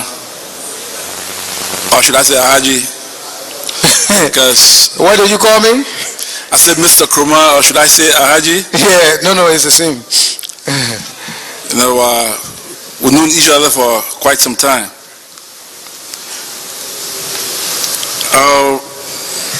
I picked up something in your last statement that I didn't get clearly. I just want to go back. You said you were talking on the radio to a radio operator who was not fluent in Pele, or it was Momolu Salif you said was not fluent in Pele, and he said, and the person stutters and trying to get this person to come? No, I was trying to get Momolu Salif to get Taylor for me to talk to him on the radio. And I was trying to speak to him Pele. I mean, he could understand me, Momolu Salif. But talking back was a little difficult because he had... I was making a joke. I said he needed to put some Clorox on his Pele. In other words, speak it better. So I was trying to get him to get Taylor so we could talk on the radio. That's what I meant. So he didn't say that he stutters though? Yeah, he stutters a little bit, Momolu Salif, yeah. All right. I don't know that side of him, although I know him very well. Oh, Momolu Salif? We grew up together. Go near him. Say? Go closer to him. Go closer to him, he said? I grew up with him and his siblings. Are you implying that I don't know him? I'm not saying that. I say I didn't know that side of him because I grew up with him. Okay, no, he stutters a little bit, yeah. Right. His brother right here, Baka, at the agriculture ministry. But that's natural, my brother stutters too. I know all of them, we grew up together. Yeah. Now, if we should go back a bit into history. Yesterday you spoke at length about what you perceived as the root causes of the Liberian civil conflict. So I suppose I will not belabor the issue, but rather to fast forward a little bit to the time you served as a special assistant to the Vice President of Liberia.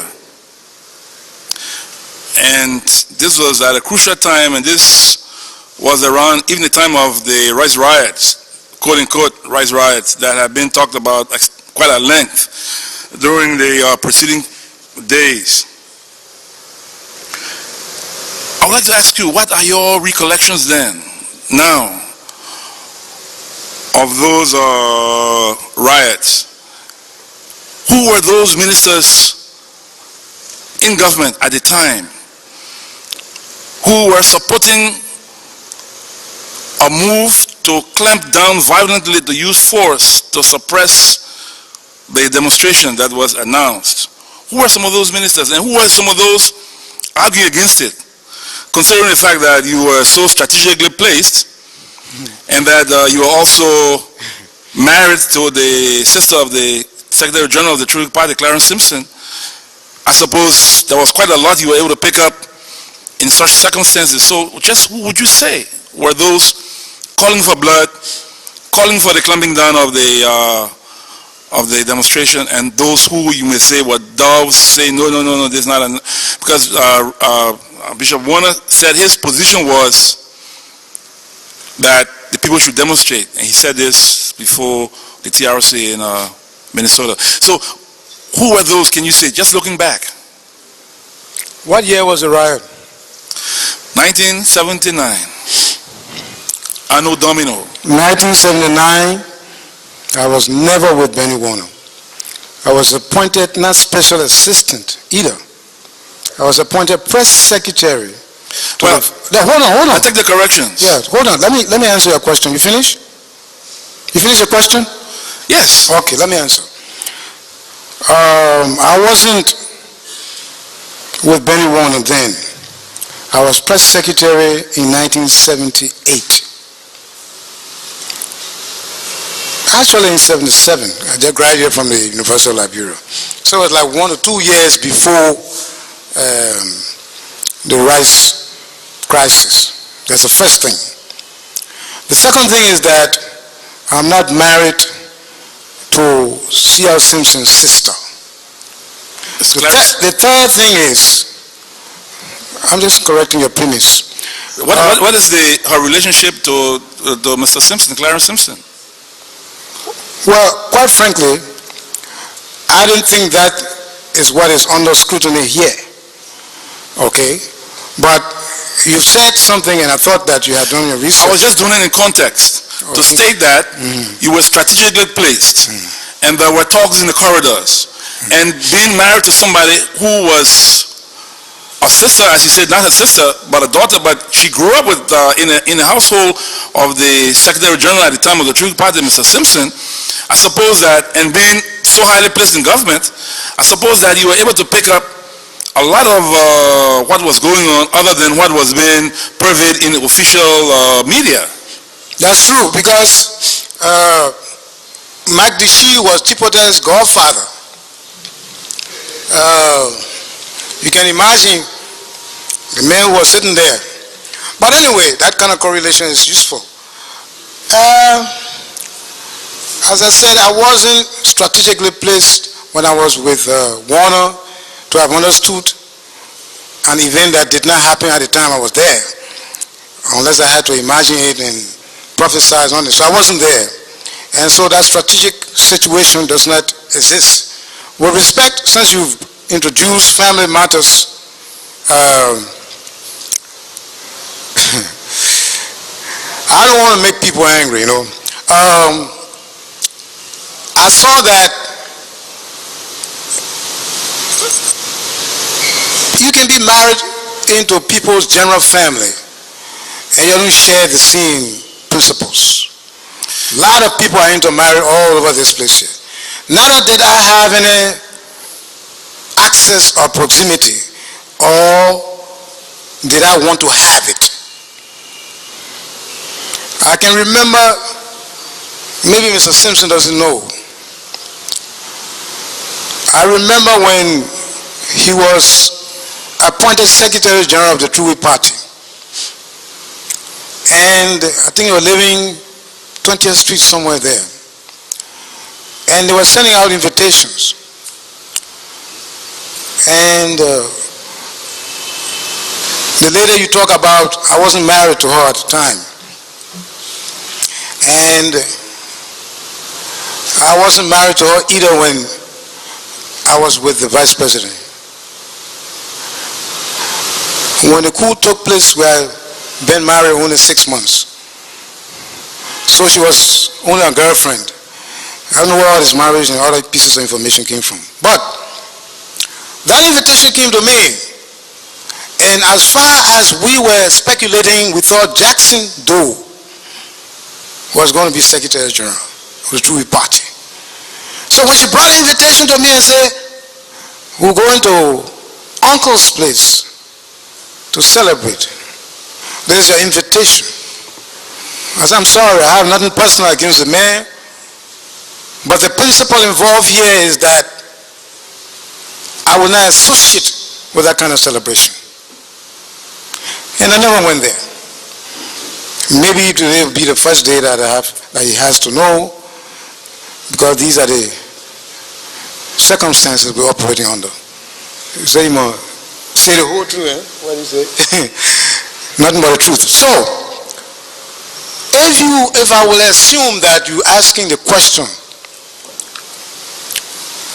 what is my assessment and what do I know about those who wanted it, strong reaction against the demonstration? Well, only two persons. I was a reporter at the time, in the news community. The president himself, where he said he was warning these people because now it will be rough, tough, and mean. Those are three words I remember. Then, of course, I think Joseph Chesson, Councillor Chesson, was the Minister of Justice. That's right. Okay, he was the Minister of Justice, and Estrada Bernard was the Minister of Labor. Okay, he was the Minister of Labor, and the Minister of Justice said, "Mr. President, go and sleep. We got everything under control." Of course, our reassurance, we were all relaxed. And I think Estrada Bernard, because I think the PPP had called on the working community, the labor force of the country, not to go to work. So Estrada Bernard asked and appealed to everybody to go to work and shouldn't pay heed to this unlawful call. So those are the two people really on the radio, the President and the Minister of Justice. I was not in the loop of top officials who were sitting there in their meetings or cabinet meetings to say, oh, we have to do this and do that. The only place we could get a feeling of what was happening was on the radio, the President and the Justice Minister. Okay, thank you very much. Again, I beg your indulgence. When did you serve in the aftermath of the Rise Riot 79? And which portfolio were you serving at the time? Were you Assistant Minister of Information? No, it was after that I was appointed Assistant Minister. I was on the, I think, Director of News at EFBC at the time. Okay. As Assistant Minister of Information, I suppose that you did become aware of the Brownell Commission, which was set up in the aftermath of the what was called the Rise Riots. What would you say were the key findings of that report? And were there any attempts, conscious and deliberate attempts by government to disseminate that report to the public? I wasn't Assistant Minister then. It was after that time I was Assistant Minister. Oh, okay. Then I'll just move on. But somebody asked me about my resume from your office, and he said that he got it. I don't know whether they distributed it. All the years I listed there. But I'm sorry, I don't have. Okay. Still in 79, you were pretty much active in government circles at 79. I suppose you attended the Buchanan Congress. Did you attend the Trig Party Buchanan Congress? As an observer, as a reporter, as an official? No, I didn't have the opportunity to go to that conference, but I saw the report. Okay, I'll still move on. You tried to catch me at Benny Warner office, and information, where else now? Oh, Buchanan? No, you see... I'm just joking, go ahead.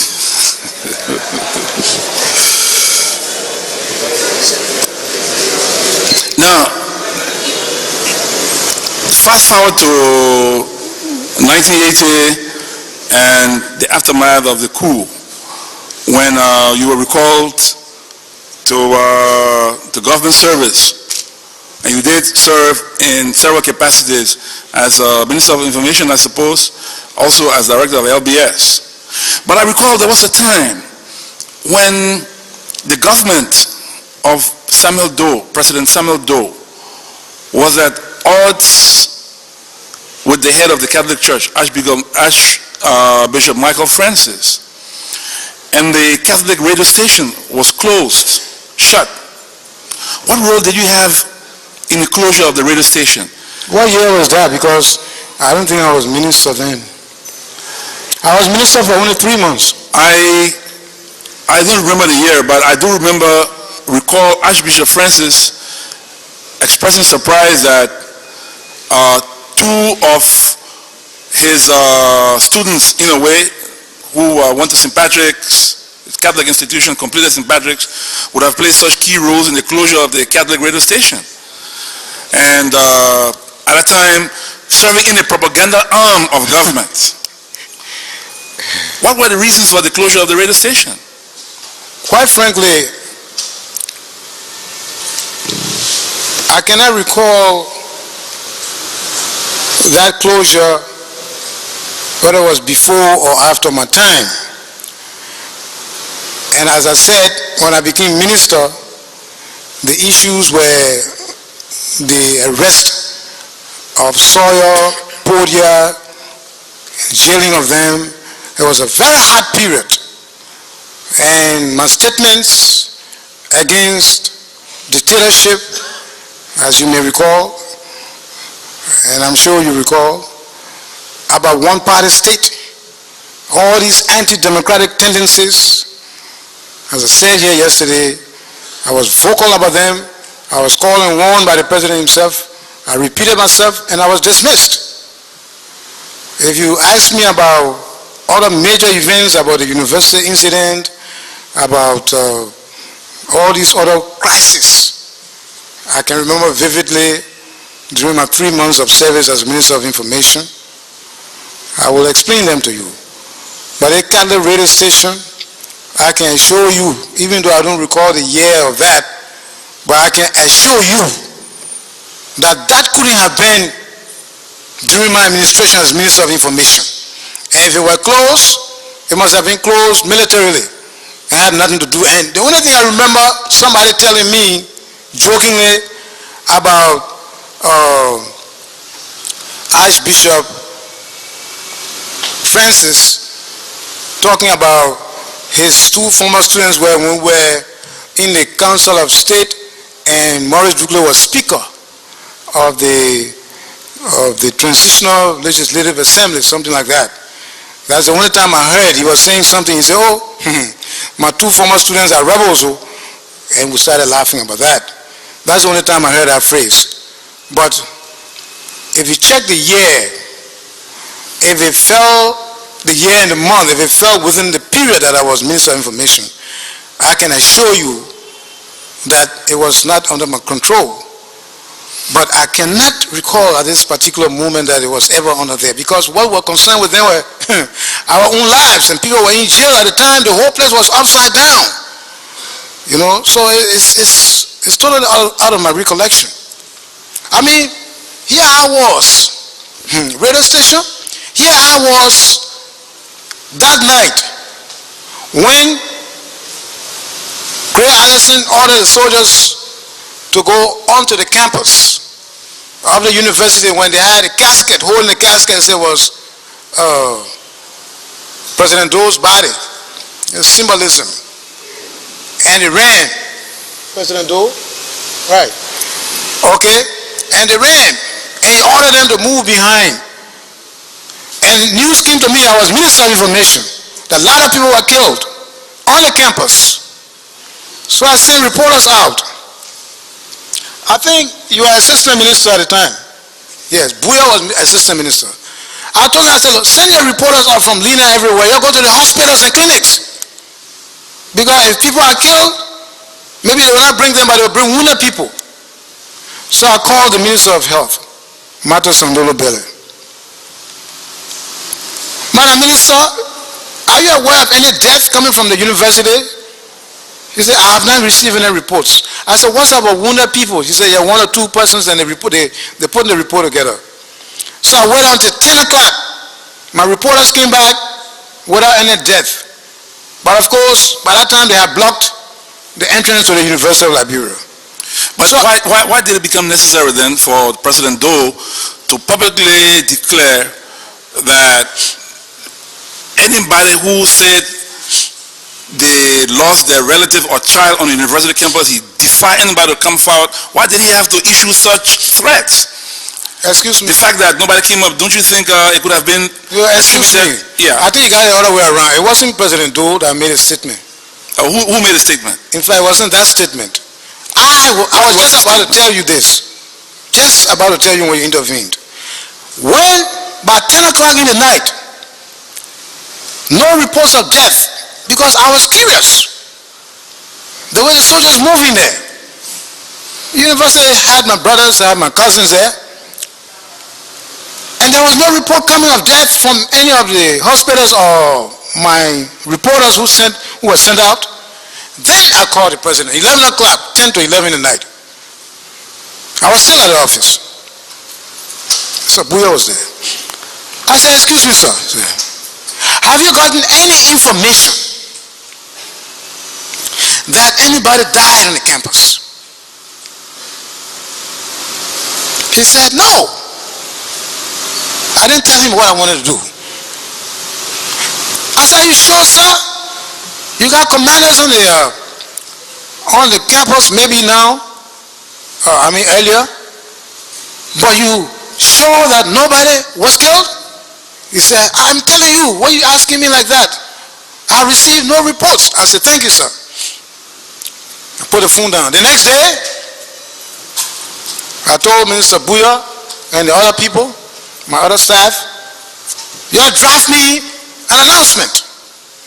Since the president said he has no information on anybody being killed, then I'm free. I put an announcement there. I put on there. I said, anybody who has any child or relative missing, feel free to come to me at the Ministry of Information and bring the photograph of the individual.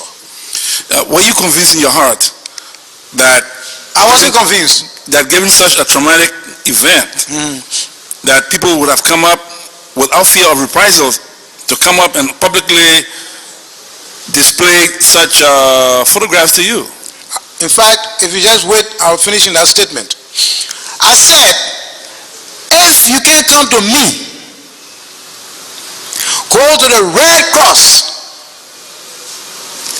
or Mr. Kenneth Best Paper Observer, one of the leading papers. Go there with a picture, because I felt that they would be scared to come forward to me as Minister of Information. But there were independent accounts of deaths. Huh? There were independent accounts of deaths at the university campus, except of course you say that it didn't come to your official I'm knowledge. just trying to tell you, Jean, of what I know and what I did to try to seek real information. Okay. You understand? Yeah. I wasn't owned by Doe. I was a full-grown man of standing. And I took responsibility for what I said, and I was dismissed later on. I was not afraid. I had never been afraid. You see? So I wanted to know for sure. And what happened? Somebody came forward and said, my niece got missing. She was on campus. I think she's dead. I said, where's the picture? He brought a picture. He was working at the National Investment Commission, the old building right here. And I said, who is this? It's the daughter of Mr. Waribi. I said, where is Mr. Waribi? He's in town? And quite frankly, I was very disturbed. And I knew what I was going to do or say if it had been true. So Mr. Waribi was called. He came, if I would put on the hair, we said, just as a matter of possibility that she could have been alive, going to a friend or somewhere, we said, Miss Waribi, I've forgotten her first name, if you're alive, please make yourself available. Because someone says that you may be dead. And then a couple of hours, the next day, actually the news was in the evening, Mr. Waribi himself came with his daughter that was supposed to be dead, who said, thank God you're not dead. The following day, I told President Doe that I wanted, was the head of state Doe then, I wanted to go on campus because it had been sealed off. I wanted to go there. He said, I'll call Franz Hamilton, combat liner, hard-looking soldier. I used to be afraid of him. I said, the man is sending me away. He said, but I'm a commander. So we went on the campus. We passed through St. Patrick's Way because they had a front. We went from place to place. Then I said, let's go to the girls' dorm. Because I heard that something may have happened there. So we got to the girls' dorm. I said, let's go upstairs. We went all over the place. Then I said, Franz Hamilton, why is the place looking upside down like this so? He said, don't ask me, oh. Go ask your professional surveyor then that your minister Gray Allison brought here. I was shocked because as far as I was concerned, the whole army military setup was homogeneous. You know, they were together. But later I found out that Franz Hamilton was an old teacher, and there was a problem between him and Gray Allison. So I called him in the corner. I said, you think something happened here, Franz Hamilton? He said, but man, I don't know. I said, you didn't see people taking bodies out? He said, well, I just saw people carrying people to the hospital. So I will lie to you. I don't have confidence in the soldiers that came here, but at the same time, I can't lie on them. So that's what happened. And then Jenkins Scott, the Minister of Justice, called me the next day. He said the American embassy was very pleased with that announcement. And President Doe was very angry. He said, so Kromah, you are setting me up so far I lied to you and say that nobody died, and in actuality, somebody died, and you didn't tell me you were going to make this announcement. He said, that was very risky. I said, why risky? I asked you, President, Minister, and you gave me information, critical time, so I used it because I was concerned. That's how it happened, John. He didn't like it at all. So I took the risk.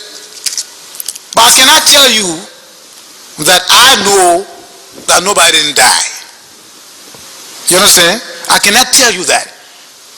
But to the best of my activities and what I wanted to find out, when I asked Franz Hamilton in the corner, this is what I told you. So, what would you speak of the human rights record of the Doe government, in which you served up to 1990? 1990? I said, what would you say about the human rights record of the Doe government? I heard you. Which you served That's up the to? year I'm looking at. I was just there with 1984 for 3 months. You say up to 1990. And then I came back for 1.5 years or so to 1990. The human rights records, we have to speak specifically. You have to give me incidents. When I say up to 1990, I mean, though you may have served at intermittent periods, but at the time in 1990, early 1990, you still were a functionary of the government. Isn't that so? All right. So specifically, what areas are you talking about? If you can give me instances. Well, I can say clearly that you were a functionary of government. No, I'm talking about the human rights record you're talking about. Oh, should I cite instances? Like, okay, for example, yeah, the reprisals of 1985 in the wake of the Quardu invasion, the killing of Charles Beyon, who was your colleague,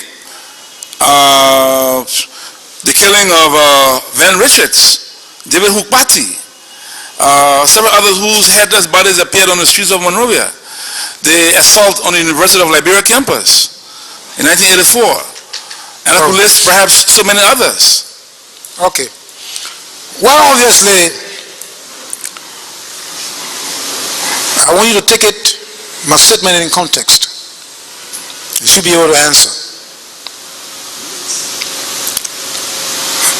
The example I just explained to you ought to be the beginning.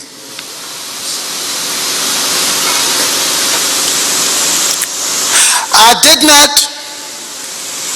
obviously concur with the intrusion of the army onto the campus of the university. And then we started hearing that somebody was killed. That's why I pursued this thing. It was a risk. It's just that God helped me that Waribe's daughter was not killed. Suppose she had been killed. You can imagine what was going to happen to me.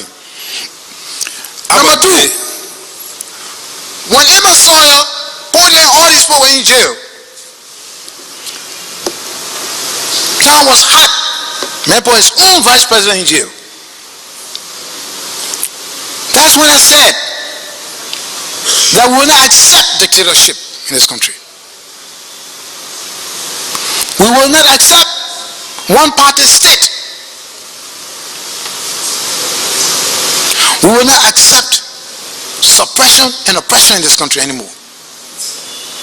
Now this was, I suppose you were making these statements against the backdrop of all, the sum total of all these small things that were happening that were not correct, but I was including the clampdown on the media, the burning of the Daily Observer, the jailing of journalists and all of that. I wasn't picking up specific instances and naming them, but I was looking at the psychology of a military government on the heels of anticipated democratic government. If we are talking about elections, if we are talking about transforming, changing, we will not carry this character that we have right now into a democratic system. Because the Liberian people will not accept it, quote unquote. I was called by President Doe. He said, "What do you mean by your statement? You talking to me?" I said, "How can I be talking to you? I just made an open statement. You said you are pursuing democracy. And to me, part of that democracy is anti-dictatorship, anti-one-party state, anti-many things. So that is my personal philosophical responsibility as well as Minister of Information. Because when I was made Minister of Information, I said the ministry will not be used or exploited. They are owned by the state, which includes the government and the people. I have copies of those statements. And on the basis of that, I was prepared to risk what it was. And when I was leaving the office, President Doe said, "The people say you were talking to me." I said, "Well, if your activities, sir, would fall along those lines, then we all can determine that." And I made a little parable to him in Pele, which translates, if you're telling your brother is fighting somebody, and you telling your brother, "Hold him, foot, hold him, foot." You know that not the ears of your brother alone listening. So if your brother doesn't hurry up and hold him, foot, that making hold your brother foot. So when you're advising one person, other person nearby, you're also advising them. So he said, "You see, now what the person say. So that means you're talking to." Then he said, "What the final thing you have to say?" I said, "Sir, with all due respect, if it becomes necessary for me to repeat this statement, I will do so again. And mind you, there's a crisis that I'm talking about, all those people in jail." And were you dismissed for that? Were you dismissed? No, I went back. After 2 weeks, it became necessary for me to repeat the statement. So I came back again on radio. I said, "I want to restate that we never accept dictatorship here." And I said that again today. Okay. You are perceived as... Then I was dismissed. Okay, we should move on. You are perceived as the one person who, by virtue of your apparent close association with Doe and apparent public alignment with him, you perceived as that one person who is foremost responsible for the calamity that was visited on Mandingo people by virtue of your close association with Doe and your accompanying him to Nimba at the height of the conflict when the MPFL has struck and declaring support. Would you accept this version of history? Who is doing the perceiving that you're talking about? You or somebody else who's talked to you? You say I'm perceived. Well, this is a view that was quite common in the public at a certain time in our history. No, we can't do that here. That's why I'm asking you. No, you're saying... Would you accept... I cannot accept the basis, the premise of your question in the first place. Let us analyze the premise. If you say you are perceived, because you have to relate that perception to an owner. Who owns the perception? You? And somebody else? The Liberian Who is saying to you? It is the Liberian public I'm referring What to. Liberian public? We all here are part of the Liberian public. Have you been told this by a specific person or group? I've heard it in several places. Who? By whom? Except you want me to, are you saying that you want me to name specific individuals? But I've heard this in... I don't have a problem with that. You can say individuals. I've heard this in several places in the public, in public discussions, even among people of your own ethnic group. Well, anybody can say anything like this, John, because this is almost a scientific inquiry that is going on. I simply ask, would you accept this version of history? Is it false? Is it misleading? Okay, Was it a wrong perception? Let me answer you in two ways, John. The first thing that I don't accept is what you're saying that it is a perception. I don't accept that that is a perception. It was the perception at the time. Okay, since you have not identified those who perceived it, let's leave it at that. But I can tell you, you search your own psyche. Because the implication, because this is where I didn't want us to get into subjective analysis. The implication of your statement is that thousands and thousands of people were justifiably killed because one single Alhaji Kromah was a minister and he was Mandingo. And so because since he was seen in the cabinet, we killed thousands or hundreds of people who are Mandingo. That's what you want us to lead to. No, it cannot be, John. In your own logical analysis, it cannot be. And if anybody give you that excuse that will commit a crime because I see somebody up there in the cabinet who is of this tribe, so they should die, I stood up for what I consider wrong or right within the same Doe government. And it was public matter. People who came, what's his name, Charles Taylor, and all these other people, they were here in Monrovia, and they heard I was dismissed. Which one of them could stand up to talk like that? We're all having arms. We're all having anywhere to run to. With Sawyer, Podia, all these people in jail. Fire blazing everywhere. Then somebody call you and say, why are you talking to me? Then you say, if it becomes necessary, I will say it again. And you go ahead and say it. People thought I was committing suicide. I asked Mr. Best, Kenneth Best. He walks in my office. I had never seen him go to my office. He shook my hands. I said, what is this? You came to congratulate me for what? We have not even seen what will happen in the next few days. Will you come to defend me? Everybody thought I was suicidal. So everybody in this country knew that I was working in the government, but I had my principles. And when necessary, maybe I will not resign.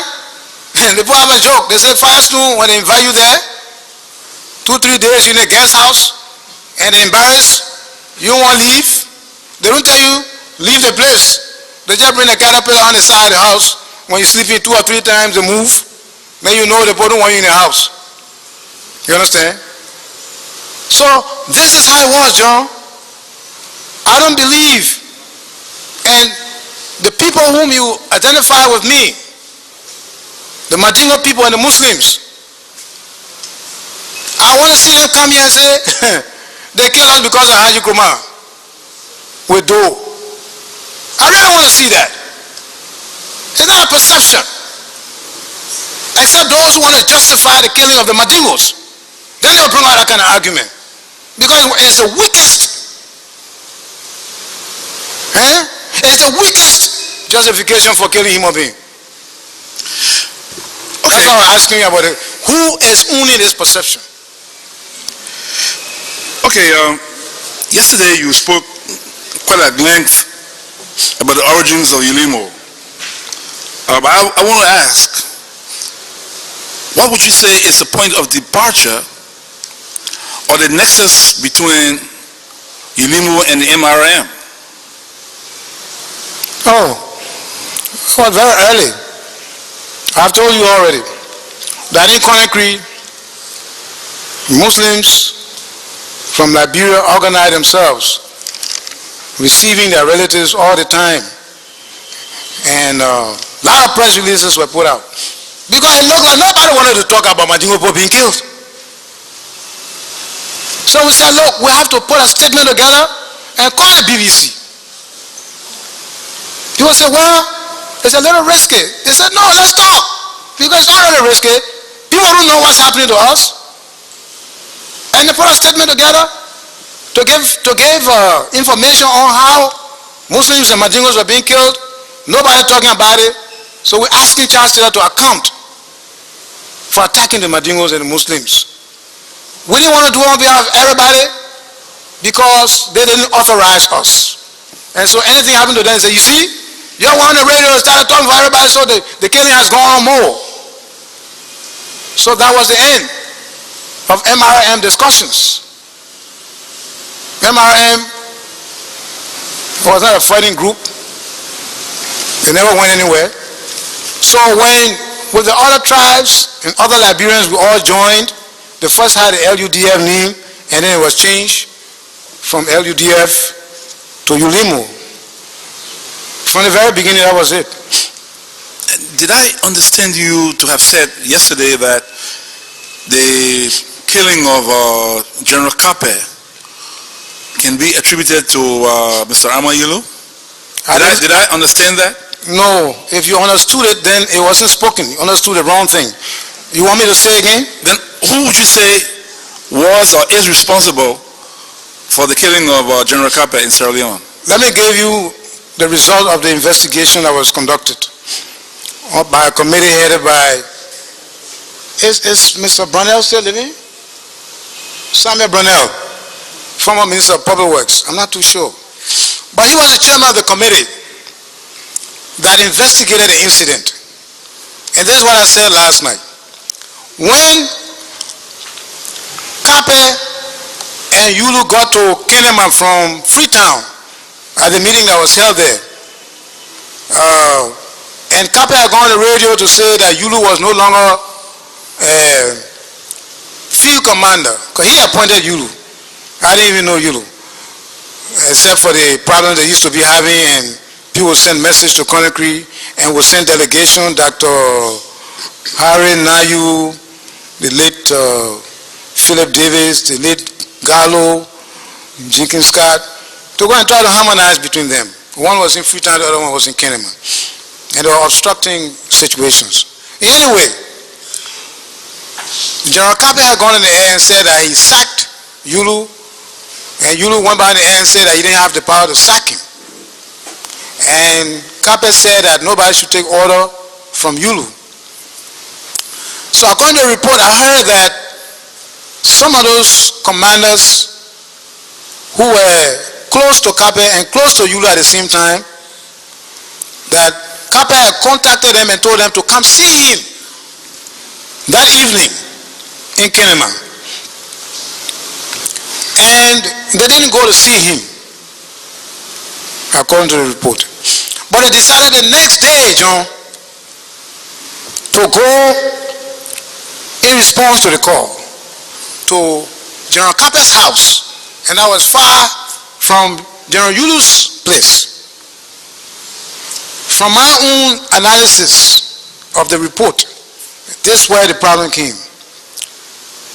They said General Yulu had a red pickup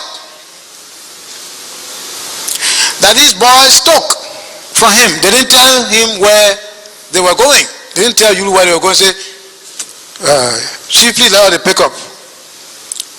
So about 4 or 5 or 6, I don't know how many, can't remember, got in the pickup to respond to the call of General Kape, according to the report. And where Kape was, they had a lot of mature trees, huge trees. Of course, he had a bodyguard sitting in front. According to the report, they said when, and it's understandable, because you and somebody making flower, both of you military, and then you see his vehicle coming towards you with men in it with weapons. So one of the guys sitting out there, General Kape was inside, he said, "Oh, Chief, yeah, you look coming home. He coming with his men, well armed." And so I understand General Kape went and got his arm too, understandably. And came outside, and I understand the open fire, according to the report, on the pickup coming, because it's getting too close. And these guys were shocked, but they shouldn't have been shocked under the circumstances, but I guess the analysis didn't reach there. You come in to General Kape's house after that kind of announcement in the air, in armor, you lose pickup with guns? What is that? So in the exchange of fire, they said General Kape was shot. So the Sierra Leone authorities came and arrested everybody that was involved or on the shooting place there. And they said, "Oh, that General Amma Yulu's pickup." So they went and arrested him. I think he spent a year or so in jail. They were investigating this matter until I think they left it, said they couldn't find real evidence. Before this time, General Kape used to come to my house, to me in Conakry. And his wife is from Lofa. She's a Loma woman. So I told him, I said, "You're my brother-in-law. I didn't even know you had a Loma wife. Why don't you find a house here in Conakry, let a lady come and leave that area, because you're the head of the arrangement in Sierra Leone there. You know, we can put together here, rent 1 or 2 rooms for your wife," I can't remember her name now, and any of your kids to come here and stay here. He said, "That's a good idea." You see, and I think they were in the process of that happening. But all the time, we received delegations from Kape's side, even Raleigh Sikinen would come. You know, they were in Freetown, and then Omer Gumba and all these people in Kenema would come, complaining about each other, about supplies and this. And this was hurting us, because people behind you, then you behind yourself again. And that's when we send Omer Nayu there, "Go talk to your crown brothers, your children, Kape and Yulu." Because people used to be dancing, beating drums in Waterloo. They said at the end, maybe Kape will be president. Then other people beating drums for Yulu. You know, but to me, it didn't look like anything serious until they started really making fuss. So these things happened, and they were very unfortunate, because Kape was very instrumental. He was very brave. I met him at the mansion, you know, and he wanted to be head of the group. I was fighting the MPFL, and he felt that the soldiers were not being, because they said he was a ranger, he was trained in the United States. So I used to admire him for that, but he was very taciturn. He couldn't talk much. He was a very concentrated man, you see. And that morning, we left from Freetown from the meeting with the head of state. I was shocked on Network Africa, because I was too early. And I didn't even realize that Kape had left Freetown to go to Kenema, because I felt that making an announcement on the radio maybe he would have used his people to stop Amayulu from going to the front or something, but I didn't expect he himself personally to leave Freetown. But I heard he was shot in Freetown. And it was unbelievable. I didn't know the enmity had reached that point. But then when Mr. Brownell sent in his report, then I said this was an unfortunate incident. How can you go to Kape with Yulu car, with arms? How? So to whom did the report attribute the cause of his killing? But that's the Attribute explanation. responsibility. So can we conclude then, therefore it was Amayulu? No, I don't know whether you should say that. Look, listen, I've told you. For example, But then, For example, okay, let me okay, answer. maybe not himself, but who may have instigated it? let me or answer. shot him? Huh? Who may have instigated it? Or can you say his killing was the outcome of the feud between himself and Mr. Yulu?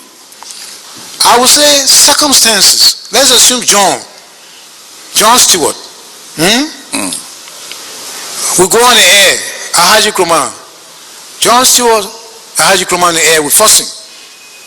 I sack you, you don't sack me. You know, okay, I don't even recognize you again. Okay, that's your business.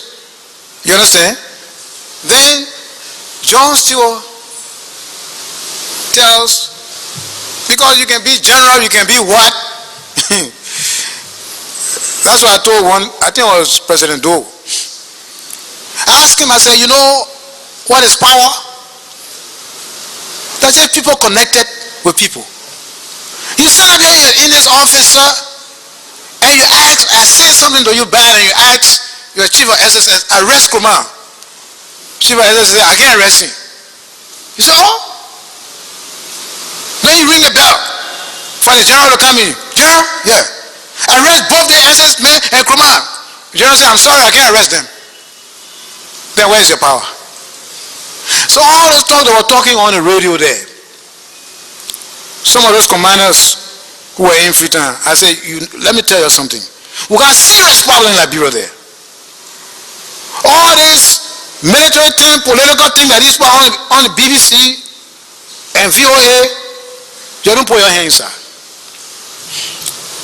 So when John Stewart calls some of the commanders who he knows are friendly with him, and he could convince them not to take orders from Alhaji Kromah anymore. Okay. All right, Mr. Stewart, we're coming. We can't come tonight. That's the message. Message reached, he reached, I don't know. The following day, then they pick up Alhaji Kromah's car, pick up. Then they stay inside with arms. As usual, the soldiers everywhere they went with their arms. Coming to you, John Stewart. He said, oh. Then the bodyguard said, yeah, Kromah car, they come here. Weapons inside. So it was an unfortunate circumstance. So I can't tell, Amayulu, as far as we discovered, they didn't even know that you boys were going to Kape's place. Because they begged him for good 1 hour. He said, you're always taking the pickup and carrying the place. He said, but you're not doing anything now, let's carry the pickup. So I think it was circumstance. Because you know what, brave to go organize people to go kill in front of people? But to whom, and the surrounding army was right next door? but to whom did the report that you said was done, to whom did that report attribute responsibility? The report said that Kape was killed under circumstances of accident, misunderstanding, because he and his people thought that was Amayulu coming to attack them. By whom? Killed by whom? He thought Amayulu's car was coming, it was Amayulu coming. Yeah, because they had armed men in the vehicle. Who were they? Oh, these were soldiers from the ULIMO base. These were their own soldiers. But they were coming Amayulu's vehicle. But he wanted, it looked like it was competition now to influence the soldiers to be on each of their side. So he wanted to lobby with the soldiers. Babangida, some guy called Babangida and others, who have under their general control. But it looked like they wanted to divide the soldiers now, but he wanted to lobby. So he told them to come in the evening. They didn't come. They decided to take Ahmad Yulu's pickup to go to General Capet to go and see him. But under the circumstances, Capet thought, since he and Ahmad Yulu were at loggerheads, and he didn't expect for Ahmad Yulu to come to him in a friendly way because they had challenged each other on radio, so he thought the men were coming to attack him. So they started shooting. Edo guy returned fire, and he got caught in the shooting. So I cannot say it was Yulu, because from what we learned, he didn't know that those boys were going to General Capet's house. But they took his pickup. But the boys, as far as they were concerned, they were carrying morale to General Capet to go and sit and hear what he had to say. And the boys too who were sitting around General Capet, they didn't realized that it was a friendly visit because everybody was in military mood.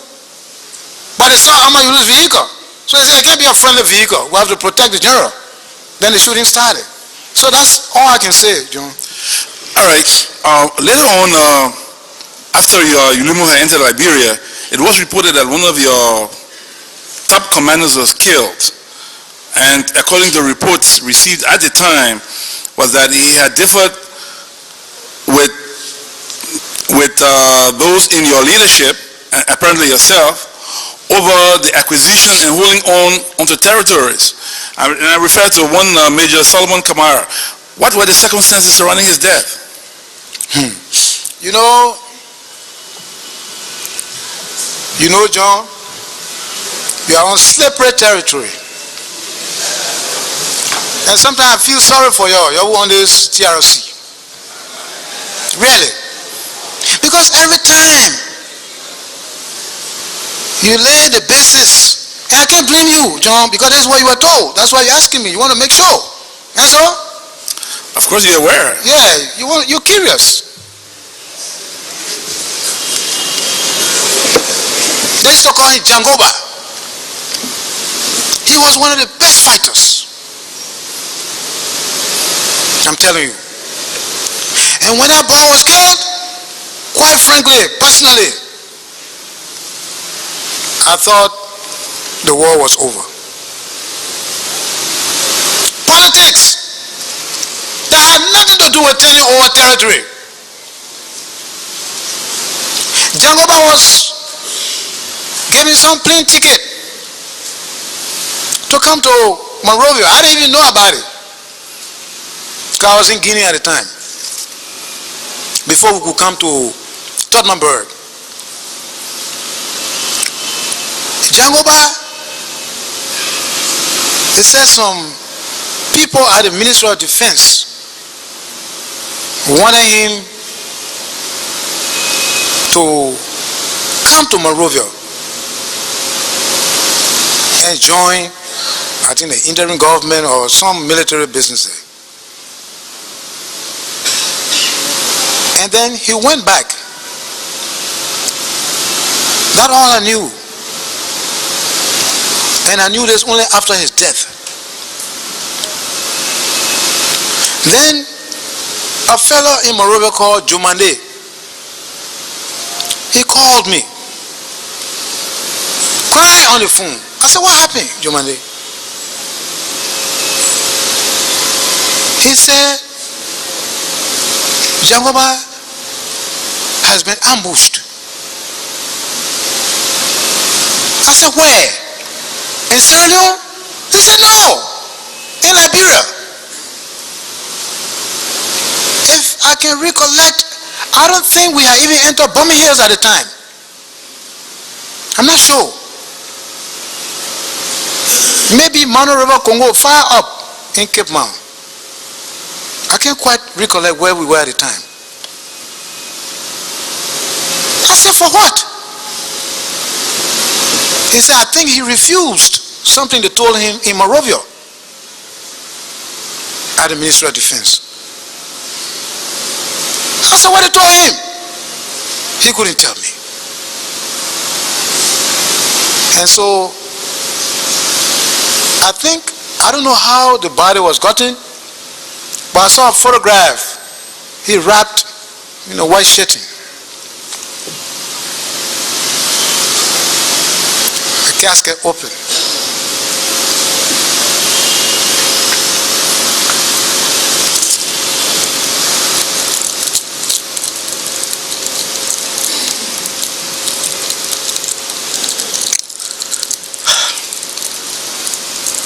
For nothing. That boy helped the Sierra Leoneans. He was like Gina.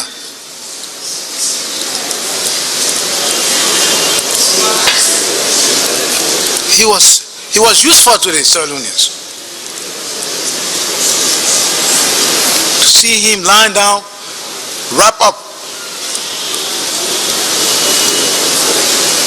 I don't understand our country.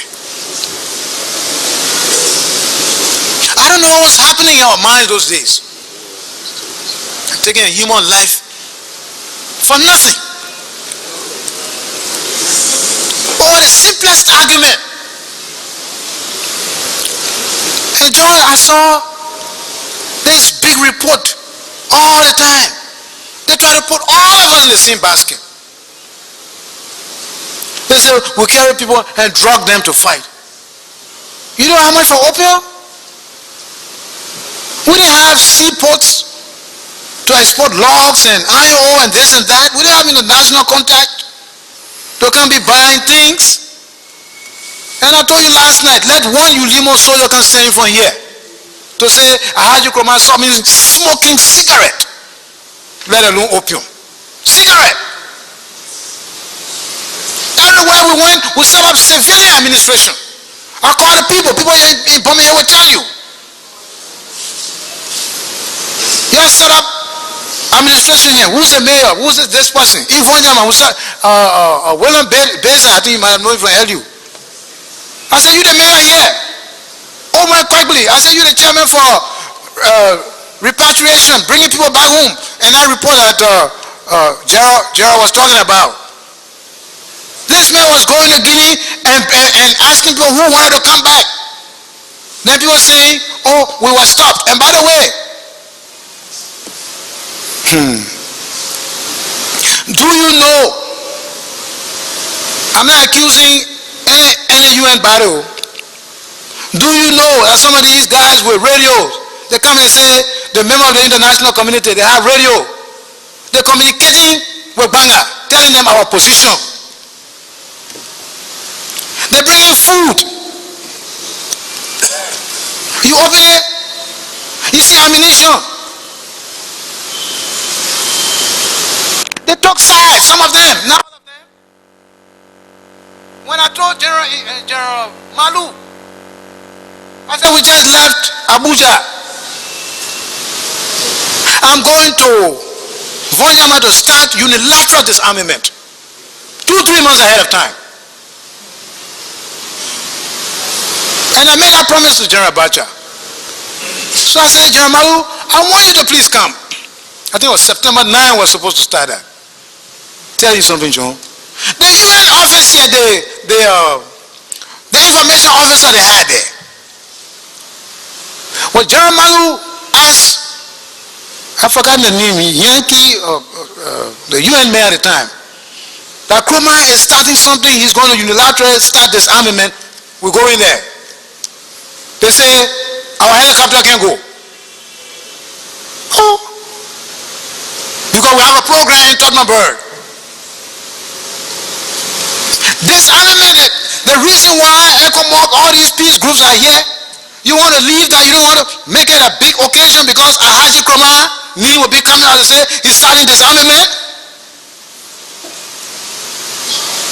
They had them in the UN system. They will look at you. Sometimes, the way you speak, they say the guy looking too arrogant. They don't want you to make any independent analysis. They will take up personal issues with you. I would like to meet that UNHCR man who said that we're refusing for people to leave. When we had a commission headed by Omar Quigley, he's dead now. His nephew, David Selma, is around. To open, there's a newspaper here. I brought copies a lot of stuff here. They said, ULIMO opens border. And another newspaper, I think Inquirer, 900 civilians rescuing bomb mines. ULIMO takes over 30 barracks, rescues over 2,000 civilians. ULIMO opens border. See Guinea border. By the our newspaper, 1993, something you're talking about. Okay. The Guinea-Liberian border between Zozo Yela in Lofa County has been opened by forces of ULIMO. A reliable source close to the movement has revealed. According to the source, the movement took the area after engaging the MPFL, which had been in control of the area in the past 3 years. The source explained that ULIMO forces decided to open the border to allow civilians near the border to move freely so as to escape the fighting in the area. Then how can you do that on the right side of the border and go on the other side of the border and say you can't leave? Thank you. All right, you said earlier in your statement yesterday that the MPFL insurrection targeted the Mandingos and Muslims in particular. So the question then is, against that backdrop, how can one account for the many accounts that we have gathered from witnesses appearing before the TRC that in Cape Mount County, which is predominantly Muslims, that religion seemed to have played no part in restraining ULIMO fighters from committing such atrocities? How can one explain? Although you said that you don't recall any such massacres. And in the same vein, did you ever hear that such atrocities were being committed? Did you ever hear of the Sinja massacre, for example? Mr. John Stewart, members of the TRC, everything you're dealing with here has to be done on the perspective of allegation. You have not concluded yet. In your investigation, you have to consider many factors. And that's why we're here. The propaganda of the war, the politics of the war, the personal political aspirations embedded in individuals connected with the war. Now let me tell you about Cape Mount, Sinji. But I must backtrack a little bit to say, I didn't tell you it was against Muslims. But because they were targeting Mandingos, and in Liberia here, every Muslim is presumed to be Mandingo.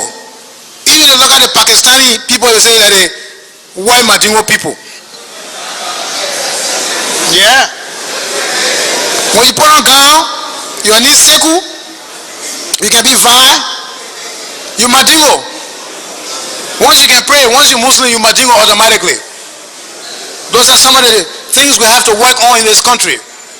And I hope be included in some of the proposals how to erase misconceptions.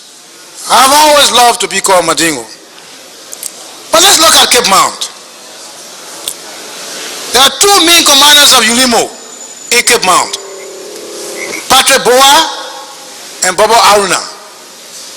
Patrick Boa is calling 24 hours, 2-4.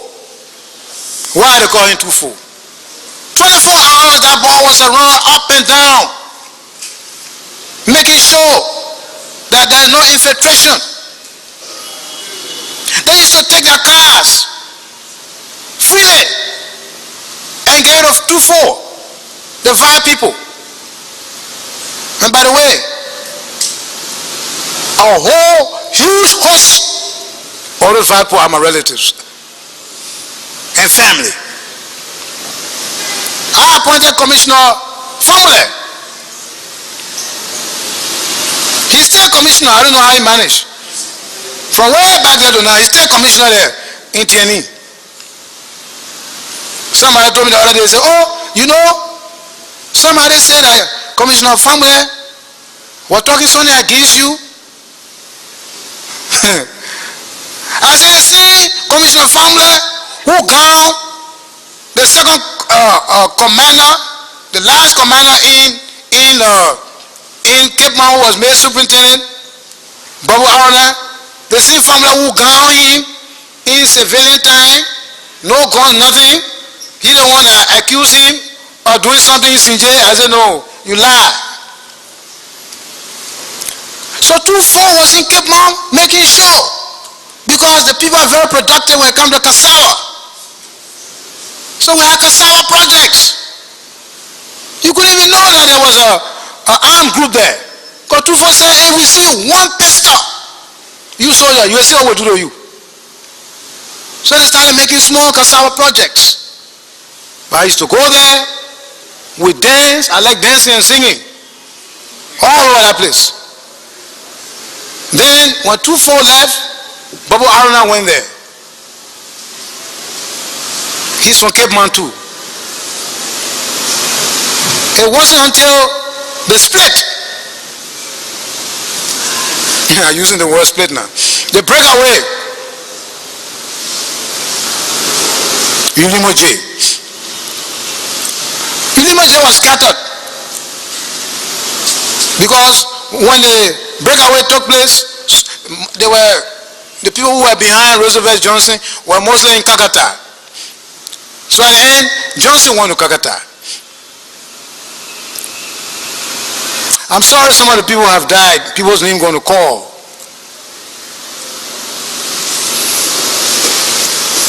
I'm sure others are living who can testify. So, did you hear? I'm coming to answer the question. Sinje massacre. I'm coming to you now. Sinje.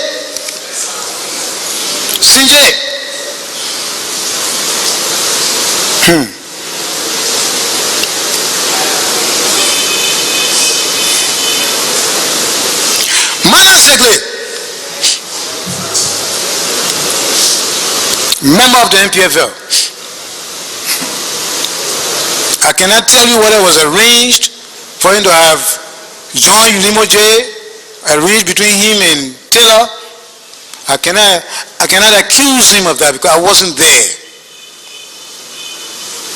I could say it was perceived, but I can't say that justifiably. Maybe somehow the ULIMO J that was in Cape Mount had gotten cut off from the ULIMO J that Roosevelt Johnson was directly controlling Kakata. They were on their own. But I believe that there was communication, regular communication between Manasekle and Tasiwa. There's a lady called Musu. I can't remember her last name. Sierra Leonean background. She was in Sinje that morning. We can look for her in the Maroya here. I think she's here. She's in town here, I think. She explained to me after everything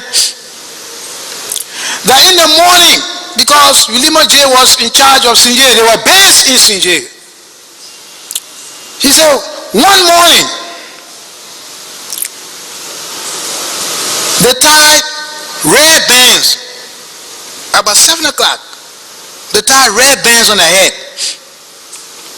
And only 2 or 3 soldiers stayed in the town. And the rest of them left.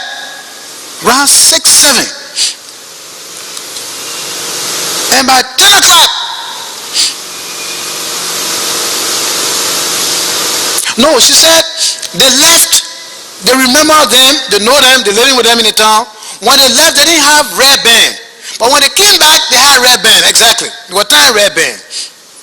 Shooting discriminately. And she said they had to run.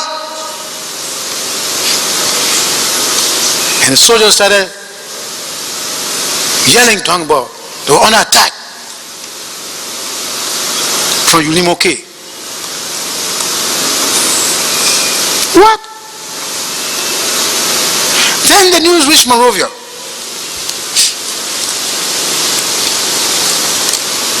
They said the people were buried in one grave. Muslim people were buried in one grave. Then they said the same ULIMO jail was still in the town up to the point and after the United Nations team went to investigate the matter. The only ULIMO jail was there in charge. So they said these were Muslim boys who came. Mandingo boys who came. I said, oh, the Mandingo boys can bury people together in one grave? What is this? Dr. Isaac Moses, I think that is, I think, what is his first name? Government, Isaac Moses, Okay, it was government pathology. He was part of the UN team. Let me tell you another thing. Before the UN team went to investigate, there was a guy from Kenya. I will find out his name. Kenya or Tanzania. You know, they had a joint military monitoring something among the factions and the UN. My representative on that committee, Aliyu Jabate, he came to me, he said, Chief, something strange happening. I said, what happening? I wrote that guy's name down on a paper some time ago. He said, this man called me and told me, he said, look, my man, we're coming to go investigate something in Cape Mount. And your boss man had to act clean around here. We'll put him inside this thing here. I said, stop talking nonsense, man. There's a UN man here. How you talk? He said, Chief, I'm telling you, I don't know what that man got against Muslims. I don't know why they have problems in his country. I don't know. But before they can even send a delegation, he telling me that he's going to put something on you. And I told Ambassador Nyanti, I hope I pronounce it, he was the UN man. Yankee? Yeah. I said, this is what your man is saying. He said, that's foolishness. And listen to something like that. The UN group went there, investigated, came back. Dr. Isaac Moses was with the group. And he wrote his observation. I used to have it on this shining fact sheet. And then afterwards, it's just erased. You know, that shining white part on the paper. Just gradually rot, and then you can't see anymore. I even carried it with me to the States. He said that when the UN people were asking the people in Sinje, he said the ULIMO soldiers were standing up, looking at them. He said, we're trembling. Even after all of that, where they had to call names or make reference to the ULIMO K people, trembling in front of them. I said, but you can't blame the people. When the UN team leaves, who are they going to lead the people with? They're the same group standing out there with RPG and AK-47. John, you say, yeah, that these people, that they men here, and you see the UN people come, didn't bring Echo more, didn't bring nothing. Then they're saying got weapons. Then you say, yeah, the men who came in, or okay, our people, you think the whole town will follow the UN in Monrovia? They left them there. So Dr. Isaac Moses made an observation. He said, I could not say this was a statement of integrity.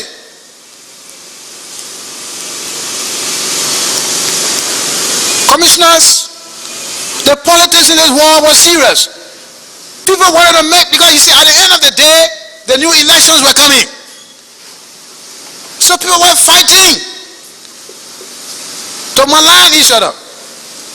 They wanted to put all of the fashion leaders in one basket. Because the new Taylor was like a fish in the water already, can't be afraid of coal. But how about this other man here?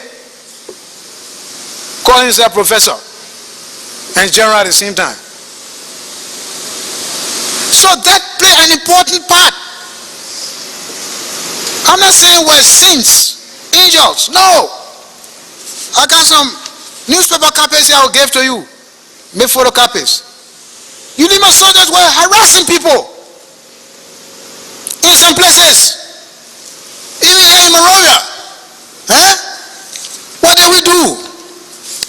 We issued statements. We set up committee and we told ECOMOG. And we told the citizens, y'all go to these places here. Y'all go to ECOMOG. Any of these people in the ULIMO soldiers, White Plain or any of these Monroe County areas. And we told ECOMOG, y'all deal with them according to the way you're supposed to deal with them. Now one time, Vamian Sherry, Asakwawa. I'll just read something short. Very short. ULIMO fighters gave stern warning. There's the Inquirer newspaper, January 1993. The area commander of ULIMO Zebra Battalion, Vamian Sharif, has warned soldiers of the movement to stop harassing peaceful citizens in and around Monrovia and ULIMO control areas. Commander Vamian Sharif, speaking in an interview in Birmingham, expressed dismay over the continuous complaints being lodged by the citizens in Monrovia about ULIMO soldiers. Colonel Sharif has therefore called on all soldiers to report to their various places of assignment, adding, ULIMO soldiers are not to be in the city disturbing public peace. Now, we need more soldiers on the front against the MPFL. Any of our soldiers found subjecting our people to any form of maltreatment, he or she will face the full weight of our law, Colonel Sharif blasted. Colonel Sharif observed that as the soldiers continue to pour into the offices, it embarrasses us seriously because the public may think that the soldiers are doing so with ULIMO's consent. So, we are totally against it, and I warn the soldiers that soldiers should refrain from that. Colonel Sharif has therefore appealed to ECOMOG High Command to arrest any ULIMO soldier found in acts not befitting a real soldier. That's 1993. This was in line with our policies. Public statement by the Inquirer newspaper, 1993. April 6. Could it have been prevented from your vantage point and that of Charles Taylor, or it was a matter that had gone beyond your control? No, the battle that started. Could you, in your capacity, In my capacity, as member of the Council of State, and Taylor as member of the Council of State, could what we saw as April 6, could it have been prevented? yes. Why was it not? I don't know why that morning, and this is in fact exactly, John, that I personally, I as a member, but out of my own disposition, was trying to avoid. And I don't know why it is, Yulu and Johnson business, they always follow me, chief. The same night again, Yulu call me, chief, please give me, you got some RPG bombs with you? I thought it was a little joke, because we're a civilian government. I said, why you asking me that kind of question time like that? He said, because, since 3 days now, Johnson is sending people in his pickup to my house on 9 or 10th Street. I said, for what? He said, they got cutlasses. They want to raid my place. I said, but how you can talk like this? You minister in the government. Minister or deputy minister somewhere. That's your way of telling me you're concerned and you're scared? I said, I don't like this. So, I called him to my house in the morning. He said, you know, the corruption thing here, they want to affect us again. I said, what happened? You talk about pick up in the night, you talk about corruption in the morning. He said we, as ULIMO J, because he joined ULIMO J in the end, were giving in Akosombo a slot in the government. Several slots. One of them is governor of the central bank. We all decided that we'll put Ryan Siki there. Now here Roosevelt Johnson talking about bringing in Ignatius Clay. I don't know what happened between them. Why you want to change the man?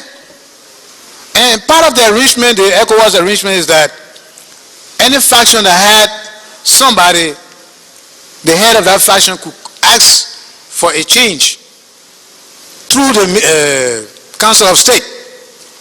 So they had that authority. So he said, we had a meeting, and the argument ensued, and I opposed it. So Johnson is saying, I'm trying to challenge him. I said, no, we can't take Siki out. The man doing his best. Where the Ignatius Clay coming from? Siki was one of the leaders and the first chairman of ULIMO. He doesn't have anything here, and he's an accountant. He's a professional finance man. Why we can't put him there? So they started arguing with it. I said, look, that doesn't take this pickup business going up and down. So he left. And I thought the matter was closed. Then the ensue again, pickup will go, another pickup will come. And I didn't know that. We didn't know that. Then Yulu called and said, a dead body, his cousin, by the name of Bawu. I knew another cousin called Bawu. So I can't recollect whether it was Bawu's brother, his cousin's brother, or a cousin named Bawu. He said the man was lying down near 18th Street on the beach, not far from Roosevelt Johnson's house, and he was in one of the cars that went. I said, I went where? They came and collected your cousin from your house and carried him on the beach?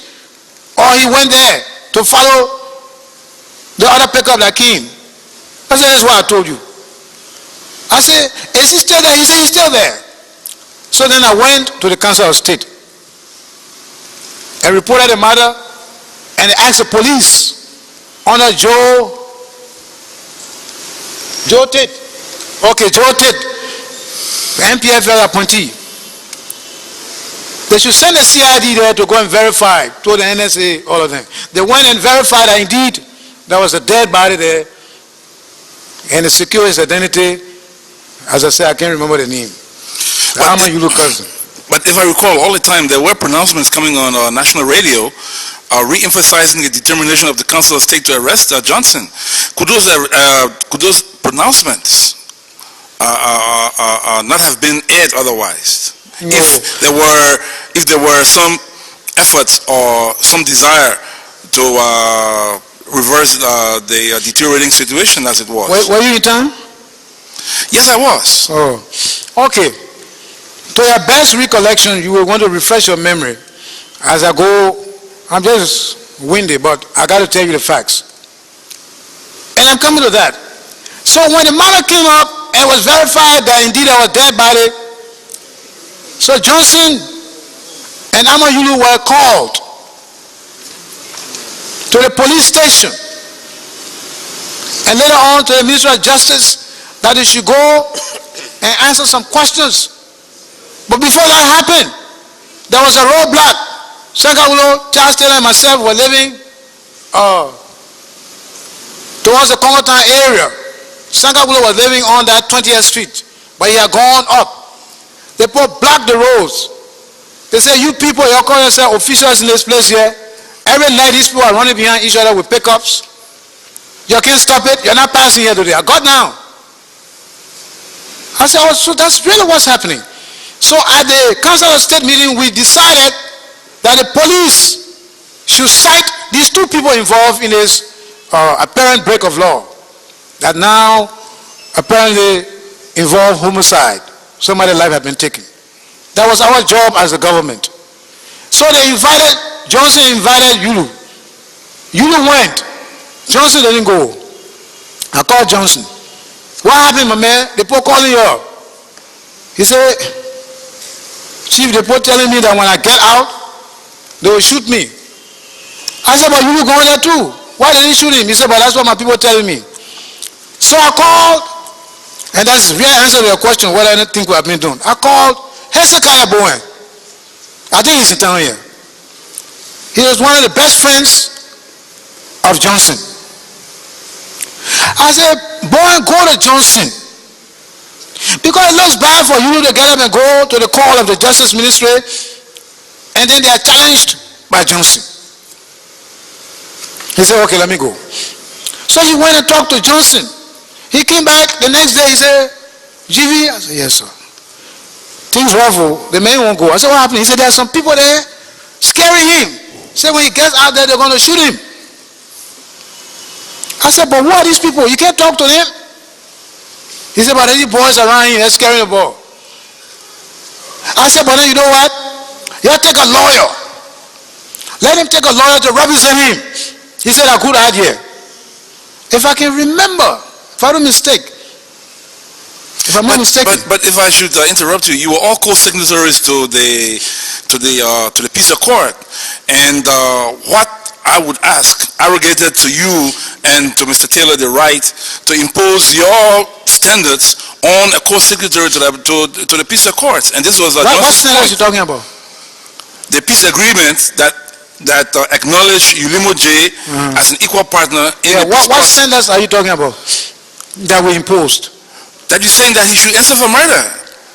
As you what? To have him arrested? No, listen, I have not reached to arrest. We were operating as a government, the Council of State. Oscar Kuya, George Bola, Alhaji Kromah, Sankawulo, Charles Taylor were 6. Agreed, but it must not be forgotten that although Mr. Johnson was not on the Council of State, he was recognized by the peace agreement as one of the players and was accordingly allotted several No, he was not operating as head of any warring faction in relationship to a murder, alleged murder that had taken place. So we're operating as a Council of State, the government. There was no faction business there now, Joe. So we asked the Justice Ministry to intervene. So the Justice Ministry asked them to come for questioning in line with statute. So I want you to understand that. We're not dealing with him as faction people. No, he was an official of government and a citizen of Liberia. Somebody had been killed near his house, so we're asking them. And because Yulu was involved indirectly, we also asked 2 of them to report to the police for investigation. So it was not our standards. It was police matter. Okay, granted all of that. But excuse me, please, let me learn. Maybe you understand it. At that point now, I was using my own private, personal intervention to get his friend, to encourage him to obey the law. And the law was saying, when these kinds of things happen, they invite you to the station, you should go and explain. So I was trying to do what you were asking about, whether something could have been prevented. So I was trying to prevent the escalation of the matter. Just go there. So when Boy came and said, no, the man said he couldn't go. I said, look, you know what?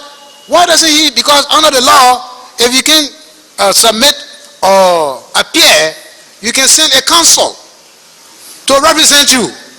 So I said, why don't you ask a lawyer to go? If he feels insecure, he cannot leave. So he said, that's a good idea. So I think they went to Councillor Finlay. I think so, Finlay. So I think Finlay went to Johnson and said, look, let me go to the Justice Ministry on your behalf. I don't know what happened finally, whether he agreed or he didn't agree. And then they asked for him to go. I think, I don't quite remember what happened after Finlay's involvement or after the lawyer's involvement. Then the police said they had to talk to Johnson. They had to talk to Johnson because his lawyer had not gone. He himself had not gone. So it was decided the situation was escalating, tension was growing between the crowns, and so it was decided to call ECOMOG, Field Commander, General Nyenge. General, this is what has happened. You are in charge of security in this town. Disarmament has not gone on yet. There's rising tension and conflict coming up. What do you advise? He said, well, what does your law say? He said, well, the law has been taking its course. And Johnson is not going. Amayulu is there. In fact, Amayulu have been suspended. 2 of them have been suspended from the positions in the government pending investigation. And that was a decision taken by the Council of State, not any faction. No faction had any special power in the government. Everything was distributed evenly. And in fact, the reason why we're there was a system of check and balance. That's how the Council of State business came about. So, ECOMOG said they will have to go and arrest him. Because the Ambassador Yankee came. Yes, I remember that now. Ambassador Yankee came to the Council of State and said, the United Nations is insisting that nobody should break the law here. Why is it that if Johnson is accused of the death of somebody near him, the least thing he can do is to go to the police and answer some questions. He's not above the law. That was the second instance of people challenging us. The people who did a roadblock and said we should do something as Council of State, and the Ambassador Yankee. Then that's when we called the ECOMOG commander and we told him about the situation. He said, well, then you issue an arrest warrant. Then I said, who will do the arresting? He said, we will arrest him. But the thing we want to tell you is put up an announcement and tell the civilians to leave the area because those guys look like they are armed.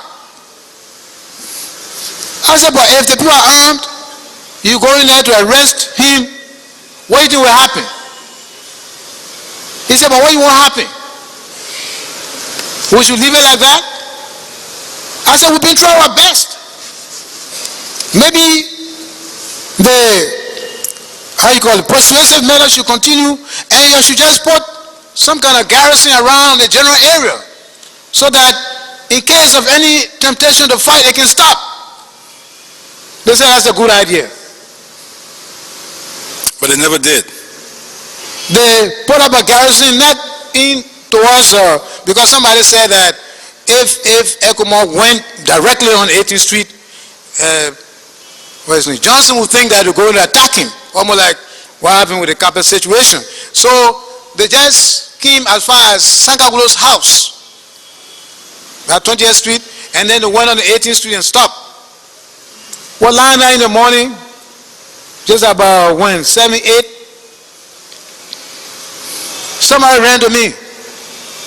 Fighting started. I said, where? They said, Johnson forces. In fact, I thought they were going to say ECOMOG. They said, ECOMOG alone. They said the police and ECOMOG are being attacked or are engaged with Johnson. I said, but what happened? Somebody provoked somebody or what? This is what we're trying to stop. This is what we're trying to stop. So I called Taylor. I said, what's happening? He said, oh, well, the information I have is that the police, I don't know the group that wore the, how do you call it? Okay. They said they have moved close to the area there because ECOMOG was there and they wanted to tell ECOMOG what to do. And the Crown people had seen the Joe Tate, who was an MPF member, he was director of police, come along with the ECOMOG people. So they didn't know how the shooting started. And they had to bring out Sankagulo because the Crown people had moved to that area. I said, but this is dangerous. This is not supposed to happen. So I called John Nyenge. I said, what's happening? You were calling to make sure these kinds of things will happen. He said, we just saw an exchange of fire and we have withdrawn. I said, withdrawn? You can't do this. So I called Sankagulo, but Sankagulo had left. While we're sitting at the house, I just heard this distant movement, on the street. I thought, "Oh, running." Then somebody called me on the radio, "Chief?" I said, "Yes." He said, "The LPC, ULIMO, J, AFL, they're all together. They're on the Quarter Road coming. They're approaching 24th Street. And Ted Queer, I think it was LPC man, you are the commander or so. He leading the group and they're singing." I said, "Singing? It reached that far?" He said, "But I don't think you would like the song." I said, "What is saying in the song?" He said, "Kromah hey, cha tell her hey." I said, "Oh, Kromah hey, tell her hey." When living in Congo Town, my house is when you pass the fish market. Excuse me, Excuse me, hold on, please, I beg you. I will land just now. You pass the Catholic hospital a little bit, then my house is there. Then you have to pass Nigeria embassy, the German embassy, before you get to Charles Taylor house. And they're singing a song. They want Kromah hey, they want Taylor hey. My house come before Taylor house. So if anybody ain't going, look like my hair will be the first to go. And we didn't have men with arms. So we panicked. Called Jerry, his phone can't answer. Then the boy said, "You can't sit down here. You got to get out of this place here." That's how come I temporarily left my house. And I heard that they reached the Vamuma house. Then Taylor sent some of his forces to block them. But I couldn't come to the house for about 2-3 hours. Finally, the boys called me. They said, "We'll go. Because the man is moving out. Only one vehicle you're in, the road is blocked on the other side. You got to come by the house here." And I returned home. okay, granted, So that's how the thing developed into war. okay, granted that it happened, but subsequently, after some time of fighting, there was a ceasefire. And after that ceasefire was announced, Mr. Taylor went on the air, and if I can recall, please correct me if I don't recall correctly, but I do remember there was a call for civil servants to return to work. And you and Mr. Taylor went to the mansion. And later we learned from Mr. Sankawulo, who went on the BBC, that there was an attack on the mansion and that you people escaped by the skin of your teeth. After that, fighting broke out again. There was general fighting, and then we heard that General Dumbuya was killed, and not too long after that, I saw you coming into, I was at the ECOMOG base, and I saw you driving into the ECOMOG base that evening about 5 or so, very quietly, without fanfare, in a convoy. And after that, didn't stay long, you drove out and went through to Lofa. Yeah. Can you attribute all of this to a military defeat inflicted on you, on the government forces as they were called at the time, by the Johnson forces? No. I wasn't looking at this thing as some sort of football game, who scored, who didn't score. You know, the whole purpose of why we entered the war was to stop the war. And there were negotiations. American, I remember he used to call me in the night. "Mr. Kromah, don't allow the Crampo to reach to the mansion." I said, "Why don't you call ECOMOG?" Anyway, the military strategy that I contributed so that the war couldn't expand into the whole of Monrovia, including Bourgeois Island, Cinco, all these places. I look at the terrain. Monrovia is a peninsula surrounded by water bodies, the sea and rivers. The sea all over from Mama Point all the way behind the mansion to go. And then the land narrows to Jala Town, where you have the Meserado River. So that's a corridor right there from Congo Town, Cinco, to get into Monrovia proper. Then there is no connectivity, totally surrounded by water around West Point, unless you cross the two bridges. the old waterside bridge and the Vietnam bridge. So those are the only two ways you can get across the bridge and towards Quardu Town. And in order to avoid massive civilian casualties, I thought it was necessary to confine the wall towards the PTC and then allow chance for intervention. So that is the strategy I was using. I even had a blackboard. I called Taylor. I said, look, this is not war here. This is activity of containment. And I started drawing things on the board with my commanders because they had come from Swing. I said, this is what has to be achieved. We try to block and push the people all the way through the university down to Bassa community, near the labor ministry, and Busa Quarter, and you stop there because that's close enough to PTC. Then you block the Johnson Street Bridge, the Waterside Bridge, push them until they get out of the city center, Broad Street, Rana Streets, and Center Street, and Lane Street, the end, South Beach towards the Central Prison. That's close enough for maneuvering room for them. So we just confine them. And what incidentally happened with all the so-called crown soldiers are shuffling. They never joined the war. I sent General Dumbuya there. He was the chief of staff. And Dumbuya wasn't fighting as a faction man. He was over the whole army. I said, go and tell everybody that's shuffling to stay put. Nobody should try to open this war here. Open it as a war. We'll try to continue here. Nobody take any ethnic sentiments as a basis. Then I called General Seth Obeng, the deputy field commander, because once we blocked the corridor into Bushra Island, all kinds of people were there looting, armed robbery, moving up and down. So I called General Obeng. I said, you people across the bridge there. So we decided to have a mobile team. What do I use? Patrol mobile. A mobile team. I offered my own pickup and wrote on the pickup in big figures my telephone numbers. We put on the air, anyone being attacked or you suspect something coming towards you, call this number.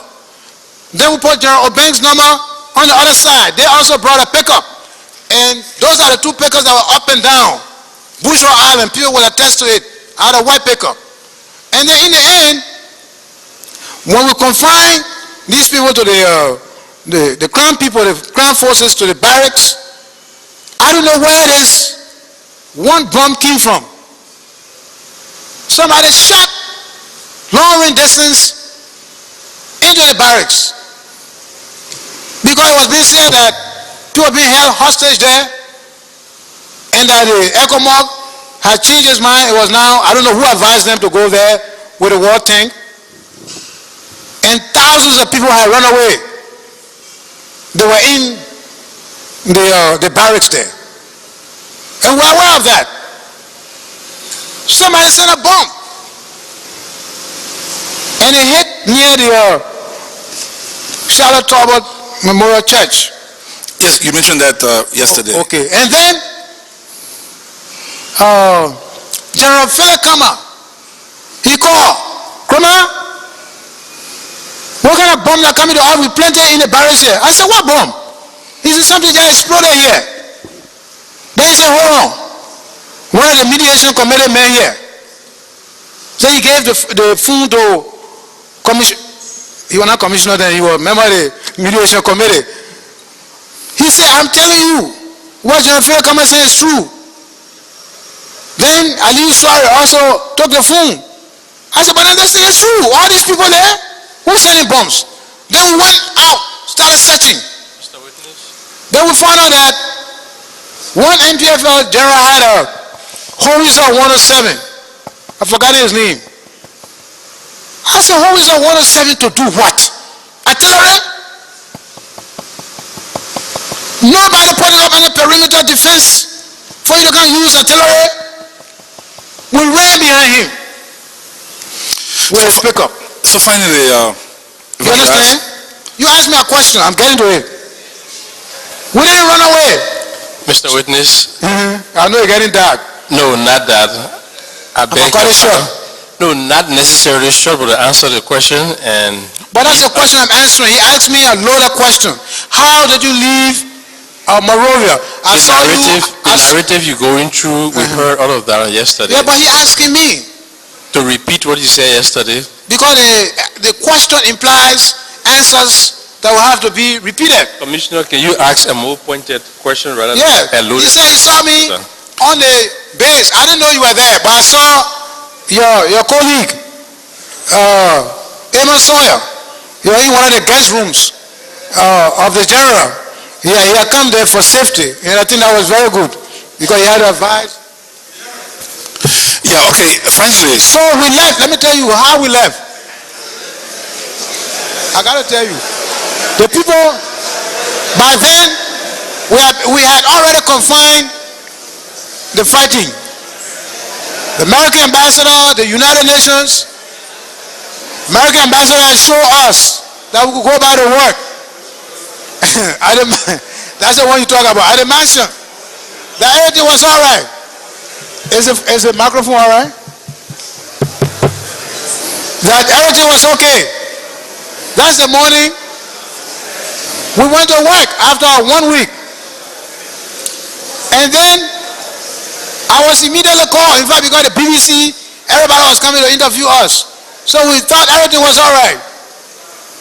Then one of our officers was at the bottom of the hill there, near Lenzema. He called me, he said, now where? I said, I'm at the mansion. He said, you better take your car and leave. The Crown Pro coming. So that's how I left, went back to the house. Then, one of my officers told me, do you know that Taylor doesn't sleep in town every night? You can only see in the morning thinking that he's sleeping here. So we can sit here for you to be sleeping here, and he's going to Banga and coming soon in the morning. So you have to leave this place. That's when I went to Ecomo base. I said, General Nyege, we have pushed the people all the way down there. You do something now. You contact Jerry Rawlings and President Rawlings and all these people so that something can happen. But I'm not going to be sleeping at my house either. In fact, I'm leaving town to go to Swen. As we reached Swen, we got information that the other forces had already learned I was going to Swen. Then I said, okay, let's go to Lofa. As soon as I got to Vonjama, a phone call came in that General Bacha wanted to see us. And they sent helicopter, and then we went to Abuja, later on to Ghana, and then Mr. Chikata came on later on to Monrovia. I promised him that there would be complete peace. We'll do everything possible. So he came to Monrovia, we had a meeting, and the war was over. So finally, my final question. As leader of ULIMO, would you accept responsibility for atrocities that are attributed to men under your command or who were soldiers within the ULIMO military structure? One thing I can tell you is this. In law, the principal and the agent. And the principal authorizes the agent to go and carry on some things. I see some lawyers sitting out here. Thousands of them listening, I'm sure. So does the agent in this case... No, hold on, come here, John. You're always enthusiastic with me, and I like that. And you know, you always been like that. From 20 years, from your Moja days, man, you know. Very active boys. And we used to argue every day, you know.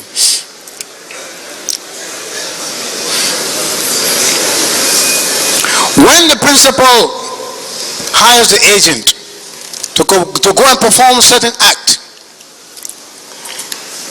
and the agent goes out there and carries on the act agreed upon, and in the process, maybe you are carrying some bowls to sell, eating bowls, and the bowls slip from his hand and the bowls break. The principal has to take responsibility and cannot charge the agent for the breaking of the bowls. You say that to say? coming. If the agent goes, take the balls, and goes and sells the balls, instead of carrying the balls where they're supposed to go, or get into a fight with somebody knowing that he got the balls and takes the ball and hits somebody with it. Person gets wounded. I'm talking law now. And they are caught. The law says a criminal act by the agent cannot be attributed to the principal except where the principal told him to go and commit the criminal act. In the military, the military gave the honor men the freedom to disobey the superior. General Duba being here, some of you are in the militia maybe, a lot of them listen to me. When they gave you order, you know that it's not proper. It's criminal. You have the freedom to disobey. When I say obey, obey, obey, it means proper, legal, lawful order given you. Because you know you will not cut your mouth throat if your general tells you to go cut her throat. The same decision that you take, that my mom, she's a civilian, I will not cut her throat, even though they order me, that's the same decision you should take. And whereas no such criminal order has been given you, it is detestable that you should commit an act as an agent that was not part of your agreement. Having said that as a basis and principle, we still have to continue to investigate, and I would like to come to your office actually, besides this public hearing, to look at some of these documents you're talking about, because it's my first time hearing them. I'd like to see. I don't know whether they're on the internet, on your website. Do you have them there? These are cases of accusations and allegations. They're all... Are they there? If they're not there, maybe they should be put there, or we can come for some of them to know what all these atrocities are about.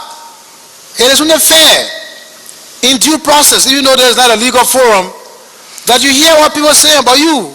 On the website, you check, it will be there. Oh, okay. Then we'll go there and look at some of these things, then we can reply you. Also in writing. You understand? So I cannot assume these atrocities and say, oh, I take responsibility for the atrocities. We have to see first. Actually, I'm very curious to know, because I'm not aware, and there's not the function, there's not the objective, there's not the instruction. And finally, as you have asked your final question, before somebody can commit wickedness, you have to be wicked. Before somebody can commit atrocities, you have to be atrocious. Let me give you one fundamental example that you may want to use to determine my nature and my character, and whether I can lead a group to be committing atrocities. 1996. I can't remember what month, maybe towards the end. Charles Taylor went to the executive mansion, and he was attacked militarily with guns. Apparently it was an assassination plot and activity. Most of his bodyguards were shot and killed. Then we heard about it. I was getting ready to go to the mansion too. Then they called me and said, shooting in the mansion.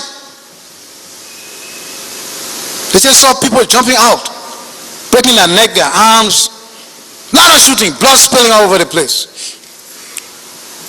In about an hour's time, then I heard one of my bodyguards downstairs in the yard.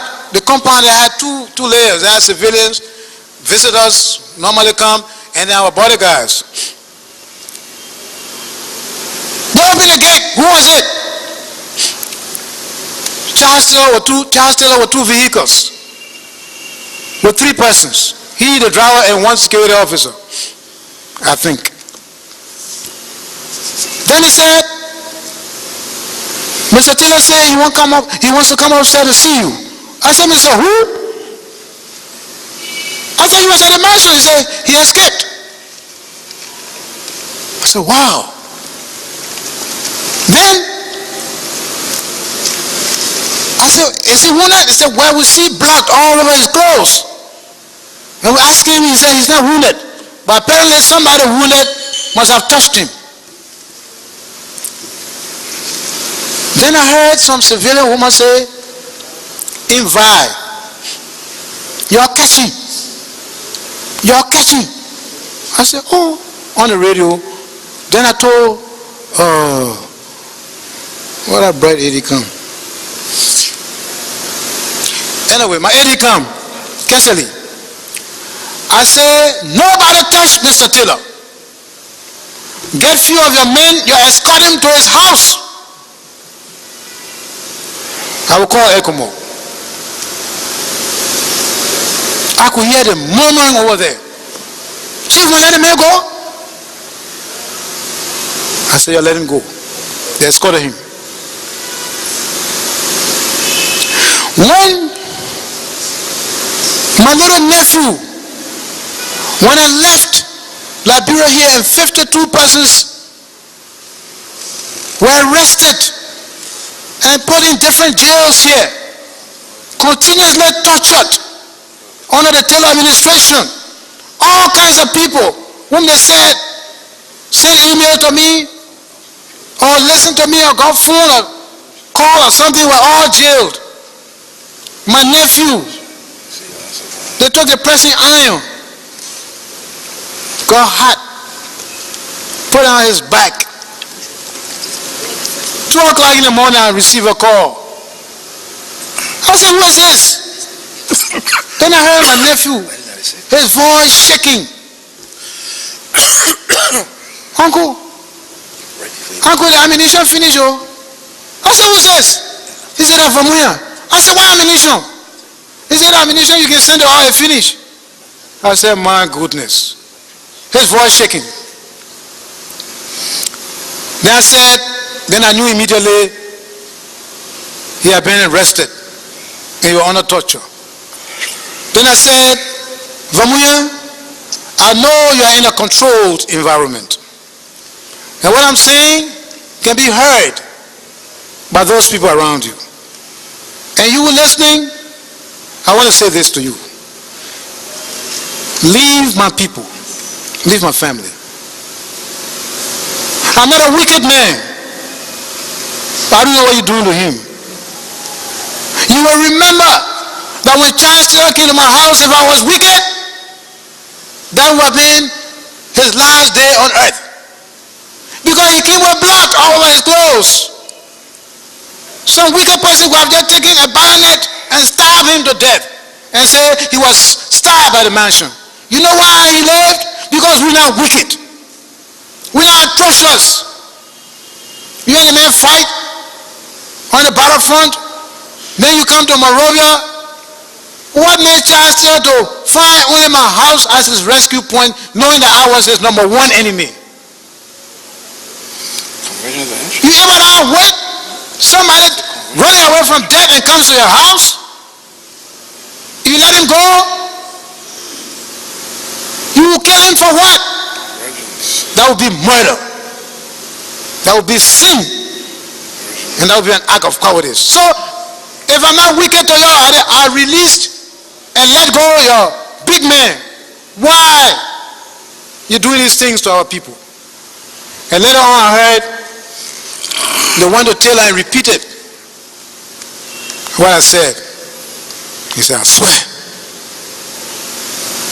What the boy talking is true, because if it were the other way around, I don't think Alhaji Kromah would have been here today. So when I got to Accra 2003, I saw his men, Daniel Chair, Siri Allen, and Louis Brown. I told them, You call Charles Taylor today. I know there is war. Let him release our people. Otherwise, I will take action that will be very surprising to him. The next day, I heard an announcement on the air that they've been released. Then David Cotty came to me. He said, I want for Taylor to talk to you because he wants to talk to you. I said, for what? He said, just want to talk to you because the war is raging in Monrovia. I know you didn't ask me, John, but maybe after this, please give me a break so I can go to the bathroom. We can continue.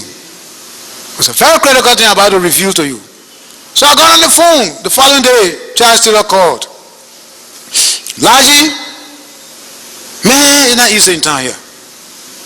Then I know Charles Taylor business is. These Western countries, America, they want to put us into receivership. I got a white paper here that is suggesting that we should give up Liberia for the next 2-3 years. He said, but I will not do it. They will drag my dead body out of here.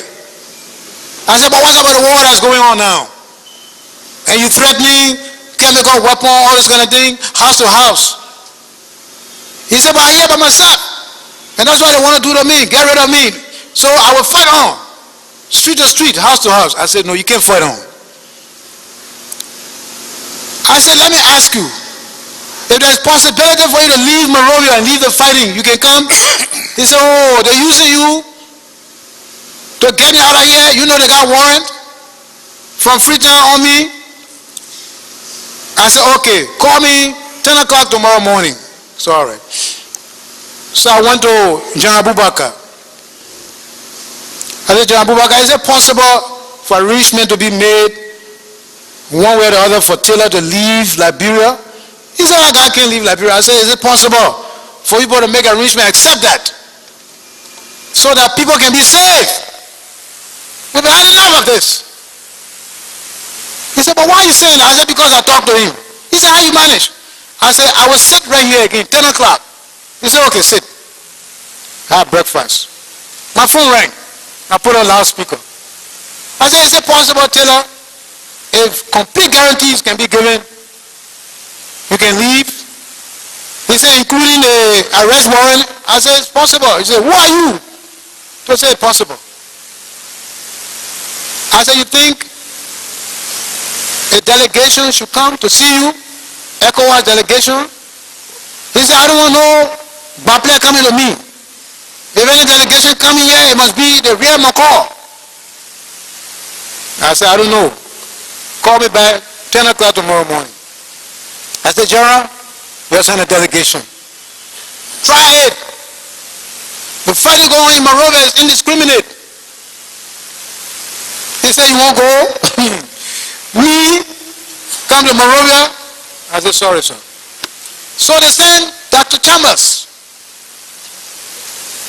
Mohammed Chambers, ECOWAS Secretary General, and a delegation came to Monrovia here, and in short, they secured an arrangement where Taylor said that yes, he can leave when he's guaranteed, so Africa must be part of the arrangement, Nigeria, etc., and that they should allow his graceful exit.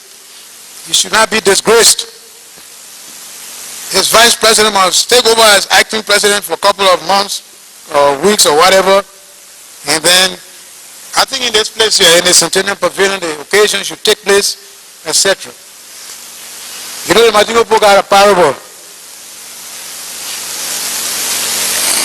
Kama finge kinika, mafe bibo, kabo, kabe, kajense kiniko ka, abe sukene. They say when you want to put a soup on the rice, and the soup bowl slip from your hand and waste on the rice, what's your problem? The soup has wasted on the same rice where you wanted to put it carefully. What are people being decorated here? Vice President, wow, flags all over the place. The point is, the war will stop till it will be out. So my advice was that I agree. So it went on. That's how Taylor got it here. And he released my people. And Taylor told them, said, that comment that Kromah made to you, it wouldn't have been me. And that will happen. If we could not do that to Charles Taylor,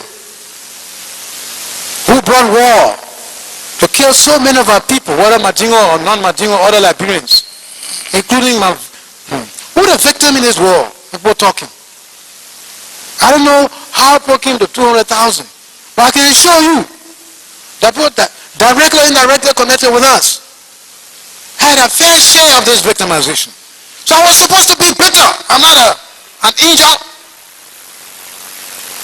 But if I didn't have the guts, you go find an excuse that Taylor was stabbed in a mansion.